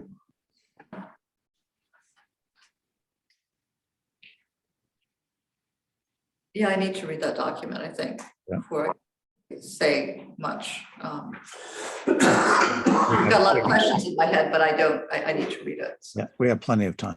So it's good that we're bringing it up now so we can start thinking about it. Yep. And if we do this, I mean, even to extend the moratorium, so just to put the time frame in. So the last one we did, the board considered 2 different drafts. We had, I think we did it through privilege of the floor initially, but we did do revisions before we took it to the public hearing. So it took us 2 months to do that the last time, just to keep that in mind for the time frame. So we'd want to do it. We'd want to be positioned to start the process in June, have it finished by, you know, by at least by June, I guess. Yeah. Well, I guess, so I hear that this is focused on like how to modify if it were to be extended.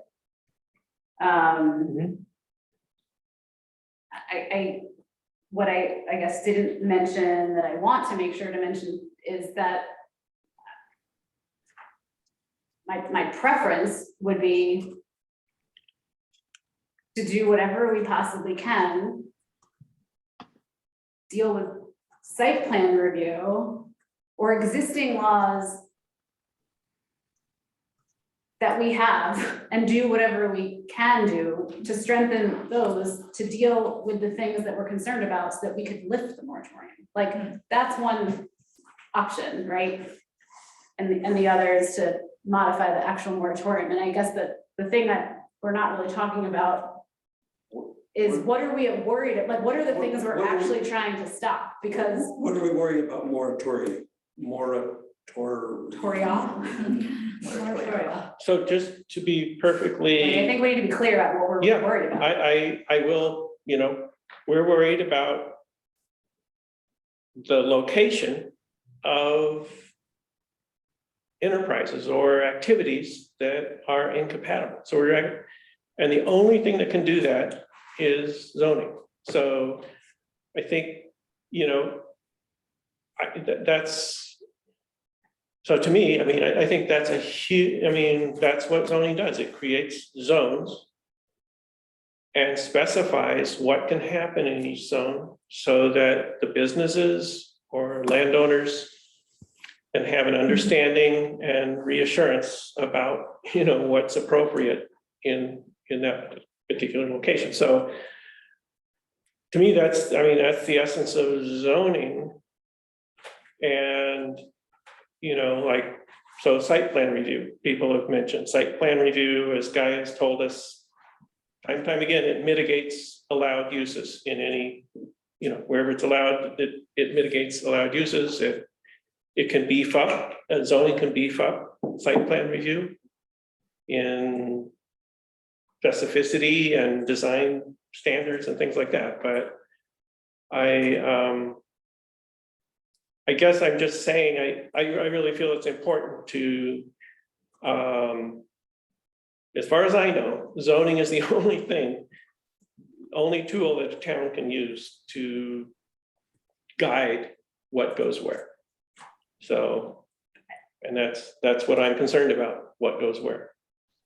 But we haven't yet, I mean, maybe this happened even historically, I guess I'm not sure. I mean, have we yet we have decided that we care where stuff goes? Like that is a universal decision that we have made? Because I don't know that we have. That's what the zoning commission's job is. And then they make a recommendation, then we make that decision. Right, so the town board has not yet decided whether or not what the zoning commission is working on, we agree with, right? Oh, right. The moratorium is not intrinsically, inherently, inextricably linked to zoning. It's linked to the planning process, to the process of planning zoning. And it's The process directly. of planning anything. But that's still discussion that you should be having regardless of whether or not there's actually a draft to figure out details. It's putting the cart before the horse. So I do want to point out, if you read the language of the moratorium, zoning is explicitly, you know, it called out in there, so. I think, you know, it's. Do I care where things go? Does zoning care where things go? I'm concerned about trucks on roads and how much we have to pay for roads, you know, when trucks are going on roads that aren't strong enough for them, or somebody's putting a business somewhere, and then suddenly the town's got to pay. I mean, there's a whole bunch of things that all connect. I'm thinking of Middle Road and, you know, what's going on there, the development there. I mean, yeah, I'm definitely concerned about that. I mean, and so are the people who live right near there. Or the gravel trucks coming out of the gravel pit, or another gravel pit. I mean, that's, I don't know, that's a huge concern.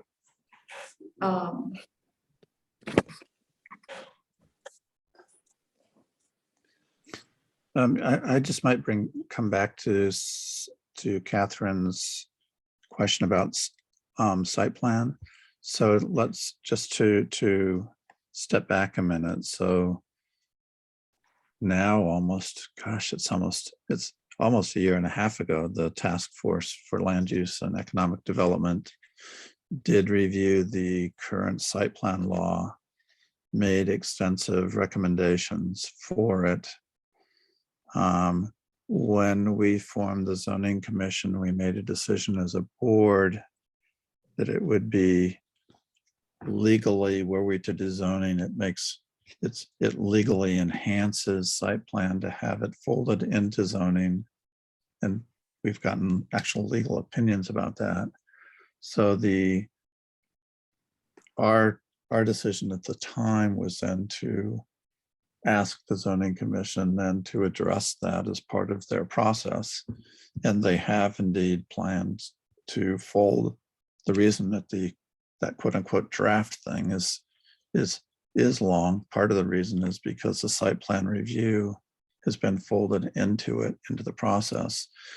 The zoning commission now is literally on the edge of turning all of its attention to that section, the site plan review. So one of the questions, I mean, it'll be interesting to see how quickly that can happen. And then what also kind of, I mean, I think it'll be interesting to hear from the zoning commission what kind of information it would like to receive in relationship to that and at what stage, right? So I think that's what Catherine was gesturing to, right? I mean, yeah, I definitely, you know, I've read every word of that document multiple times, and I fully understand that the site plan review and the enhanced, very bolstered, like totally true version of site plan is in there. I guess my question about it and my concern about it is that it feels hobbled currently because it's in there, because we can't do anything with it until or unless, you know, that zoning plan Revamps it. great, is revamped, comes to us, we vote on it, like this is just like a long process. Right. And it should be, because it needs to take, you know, we need to take time with it, so I guess it's just hard for me to imagine that there's like nothing we could possibly do absent zoning right now to deal with the most imminent threats, or what is believed to be imminent threats to the community. Like it just, I mean, maybe that is true, but I don't personally know that to be true. And so when we're having a conversation about a moratorium, I mean, like, it's a decision that was made. I'm not questioning it now in hindsight. I'm just saying that there are certainly municipalities that move forward in the process of zoning without having a moratorium. Like, this is not a necessary thing in all places every time the town is considering zoning. It's a choice that was made, and I'm, you know, I'm not rightly or wrongly or neither of those things. I'm just like want to name what it is, which is like, it's just a choice. So I'm personally, right now, at this point in time, questioning that choice for myself. That's all, you know, I'm saying. I'm just one person. You speak very well, and I question it not for yourself, but for the town as a whole. Yeah, right. The question is for myself, but yes. the question is-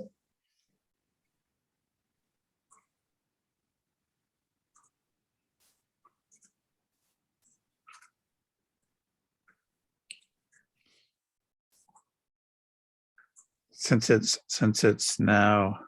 Yeah, we after better, 10, Can I suggest that we pick this up at the Yeah. agenda meeting in May, and that'll also give us a little bit more time to keep thinking about it. so I think we've touched on some good points about what it's used for, if we could tailor it, what the time frame we would ask August 1, what's a reasonable expectation of that? Or if we could just chuck it. Yeah. So, Or what would happen if we just chucked it? I mean, I need to learn a lot more. Well, it's Well- legitimate. I mean, we're joking about like chucking it. It's a legitimate, like, one option is to do whatever we can to lift it, or we're gonna keep it. And what's that Right. gonna look like? I don't wanna have some like bias in the language of like, oh, we're just. I mean, lifting it is a legitimate, it is. yeah, that's all. No, I understand. I don't agree with that, but yeah, That's okay. it's certainly. Sure. We can discuss all kinds of options. Yeah, and maybe, I mean, should we talk to, can we talk to Guy prior to the May meeting? Like, how would that work about learning more about? Well, I think we should his have, options? I think we should have this information to provide him, but I think we should have an information on, well, he would probably be able to, you know, anyway, I think it'd be good to let him know what the expected timeline is. I think that's important in making this kind of a decision. But we can certainly, if there are particular questions or you would like to have a conversation, Okay. we can do that. I mean, it seems right? You're What's looking that? at me like I'm asking some weird thing, like, No, isn't that a no, legitimate it's not question? weird at all. It's not weird at all. So, but I don't have any problem considering all of this. I mean, I think if we were going to bring Guy into it, it would be helpful to do it maybe after we've had a little, just another discussion so that we have something a little bit focused to present him with for his opinion, you know, instead of just waxing and waning broadly. Yeah. Okay. And would, well, no, I won't complicate it. Would what? I'm not gonna No, complicate. okay. But we can do that. We can do that. We could do that, let's say by the business meeting in May easily, something like that. I mean, Can I say something, Mark? I'd like to say, I'd like us to be able to have a little bit more conversation amongst ourselves, you know, about this and flesh out some stuff. Yeah. But we certainly want to hear from him, and we heard from him strongly in relationship to the last moratorium. He had a lot to do with it in terms of guiding us in relationship to that. Yeah. Bruce had something to say. So Bruce, did you want to offer something? Yeah, I just think that, you know, guys should know everything as far as how it's gone down, the whole 9 yards. And the other thing is, you're always pushing the fact that you can't do anything to arbitrarily affect the zoning commission. And yet you're trying to talk about putting a timeline on a moratorium. And that's been brought up at the zoning commission a few times. And I have, to great dismay, said that it shouldn't be brought up because it's not up to the zoning commission to even consider length of a moratorium or anything to do with it. I actually haven't heard that. I actually haven't heard that brought up in the zoning commission in months. Well, you're full of it, Tim, because please Duca brought it up twice. He just brought it up 2 weeks ago. So Bruce, look at you misconstrued. Please, look at the damn, listen to the tapes. Listen to the tapes. It wasn't months. It was a couple of weeks ago because I brought it back up again. I've brought it up a couple of times. So, you know, I'm tired of your timelines being completely off. That's what ticks me off. This is a board meeting. Excuse me. Ridiculous. This is a board meeting. Yeah, you shouldn't be lying at a board meeting, Tim. You're goddamn right you shouldn't. Excuse me and thank you. Bruce, Bruce Murray. All your time and all your work. Thank you very much. Bruce, what I ask is the zoning commission give us an estimate for the timeline of their work. And it's our decision about the moratorium. Thank you. And when I'm did you gonna ask them for? move on to, please mute. I'm on the zoning commission. I never heard when you asked for it. Tonight in the discussion, in this discussion right now, Bruce, I haven't discussed this with the zoning commission. So. Yeah, and you didn't say that's what you were gonna do either until just now. Excuse me. We're doing our best. I'm gonna need to mute you and we need to. I understand that. I appreciate all your work. Thank you very much. Sorry. You're fine.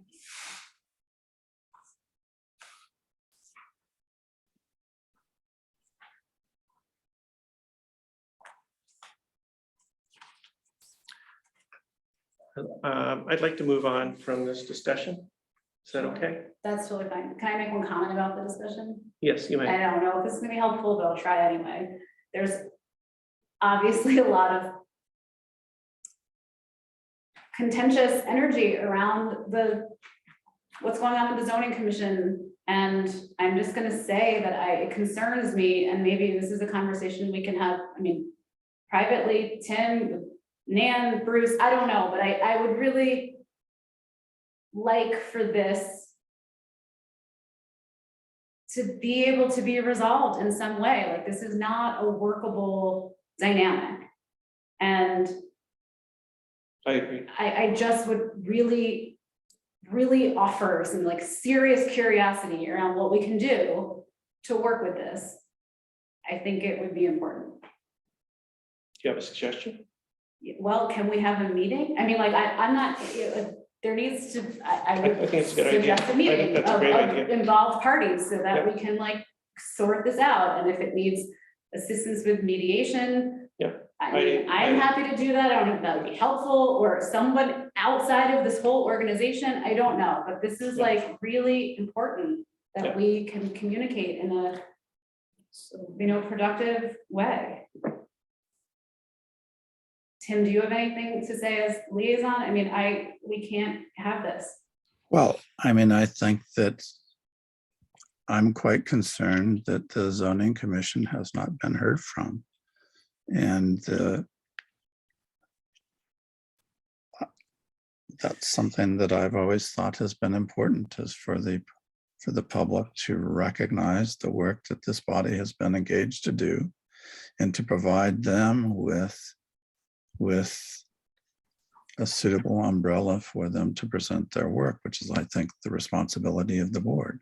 I understand that there's passionate opposition to this process, and that has been made clear very, very loudly, oftentimes by the same parties, both to the zoning commission and the board. And I understand that there's lots of questions that everybody has, but a lot of that is the work that the zoning commission has been doing for a year, and they have yet to have the opportunity to present it in a neutral fashion. You and Bruce and, I mean. Well, I can't, excuse me. I mean, I really can't.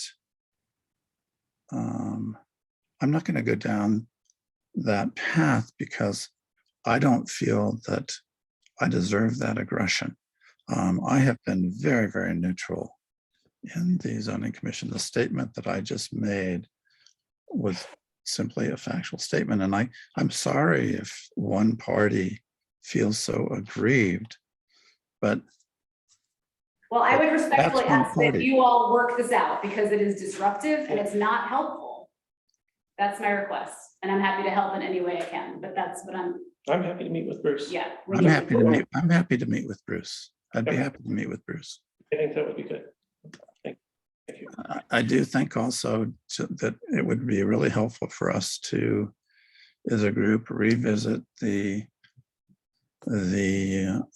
conventions of our meetings, because we do have, a couple of years ago, we did pass privilege of the floor standards and meeting standards. And one of the things that I am concerned about is that when we're even having board discussions, they've been disrupted, and it's really hard to have these discussions under those conditions. So I think we probably need to talk about that. I concur 100%. So do I. Great, so we will. Can I have a Thank you. specific example? An example? Yeah. Of what? I think we need to, I think it's really, really important that we maintain the meeting protocol, so that once the board meeting starts, so we've been very flexible with privilege of the floor. Yeah. When the board meeting starts, that's a meeting of the board, discussion of the board. I know traditionally and we still do that, we'll selectively allow people to speak and offer their comments. Yeah. And that's often constructive, but I think it's really important that the meeting remain a meeting of the board, and not be derailed by non-board members speaking out of turn and disrupting it. So it's an issue of mutual respect, and so I think it's really important. So I think we just experienced an example of that. Yeah, I still somehow feel though it's important that a person has the privilege to interject somehow.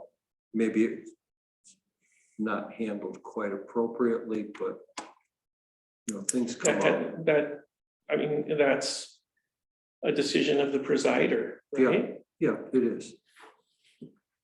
I think that it's important to maintain civility and these rules for meetings where we're polite and we don't call names and we don't attack each other. Yeah. It's No, that's so that we can actually discuss something rationally and not just be angry. And we need to maintain that. And so we can't be calling names. We can't be making these accusations and pulling things from all over. We have to maintain civility. Yeah, so yeah.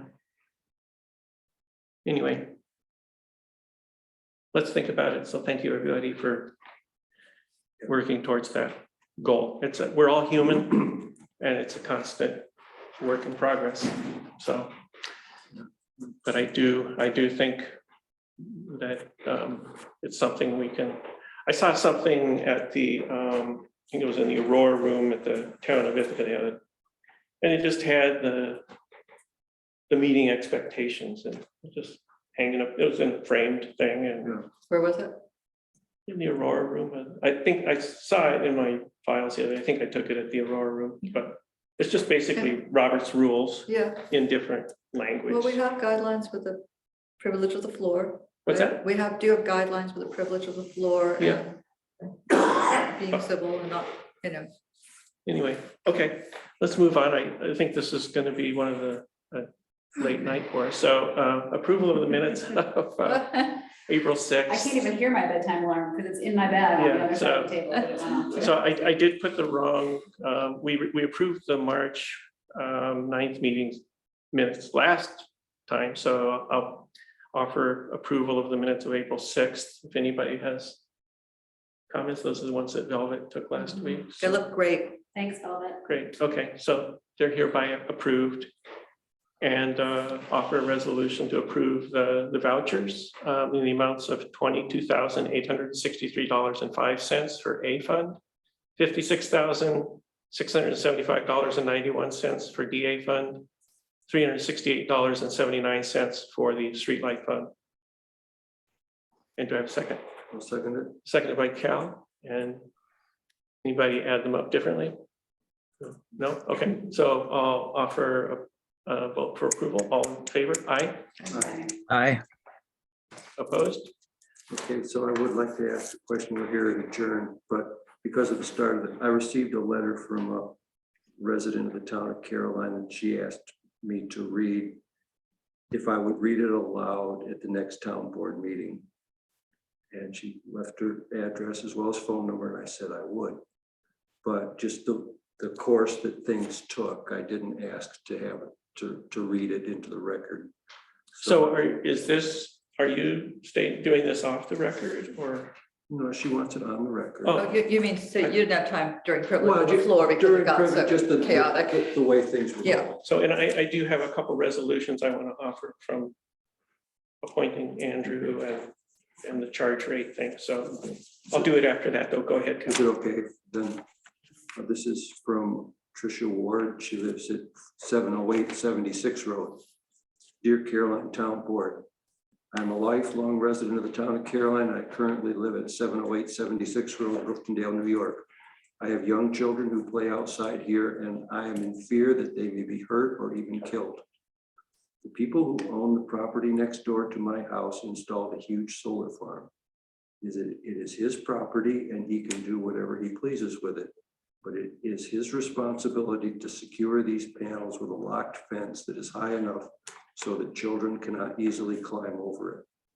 These panels should really be secured so that my children or other children in the area do not wander in and accidentally touch them or climb on them. There are big signs saying danger and warnings about high voltage coming from these panels. There is no fence around these panels. With kids being kids, they are not going to pay attention to signs anyway. I warned them not to go over there, but what if they do? I also thought that the people who are responsible for these panels were supposed to plant evergreen trees in front of the solar farm to hide them from public view. Please help by addressing this problem. I am sure there are more solar panels in our area that really need securing.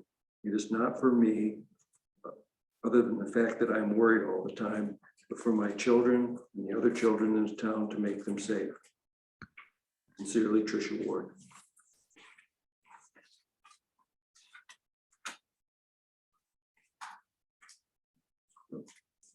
Okay, I'll give this to Jess. but it will, I mean, what is your recommendation, Cal?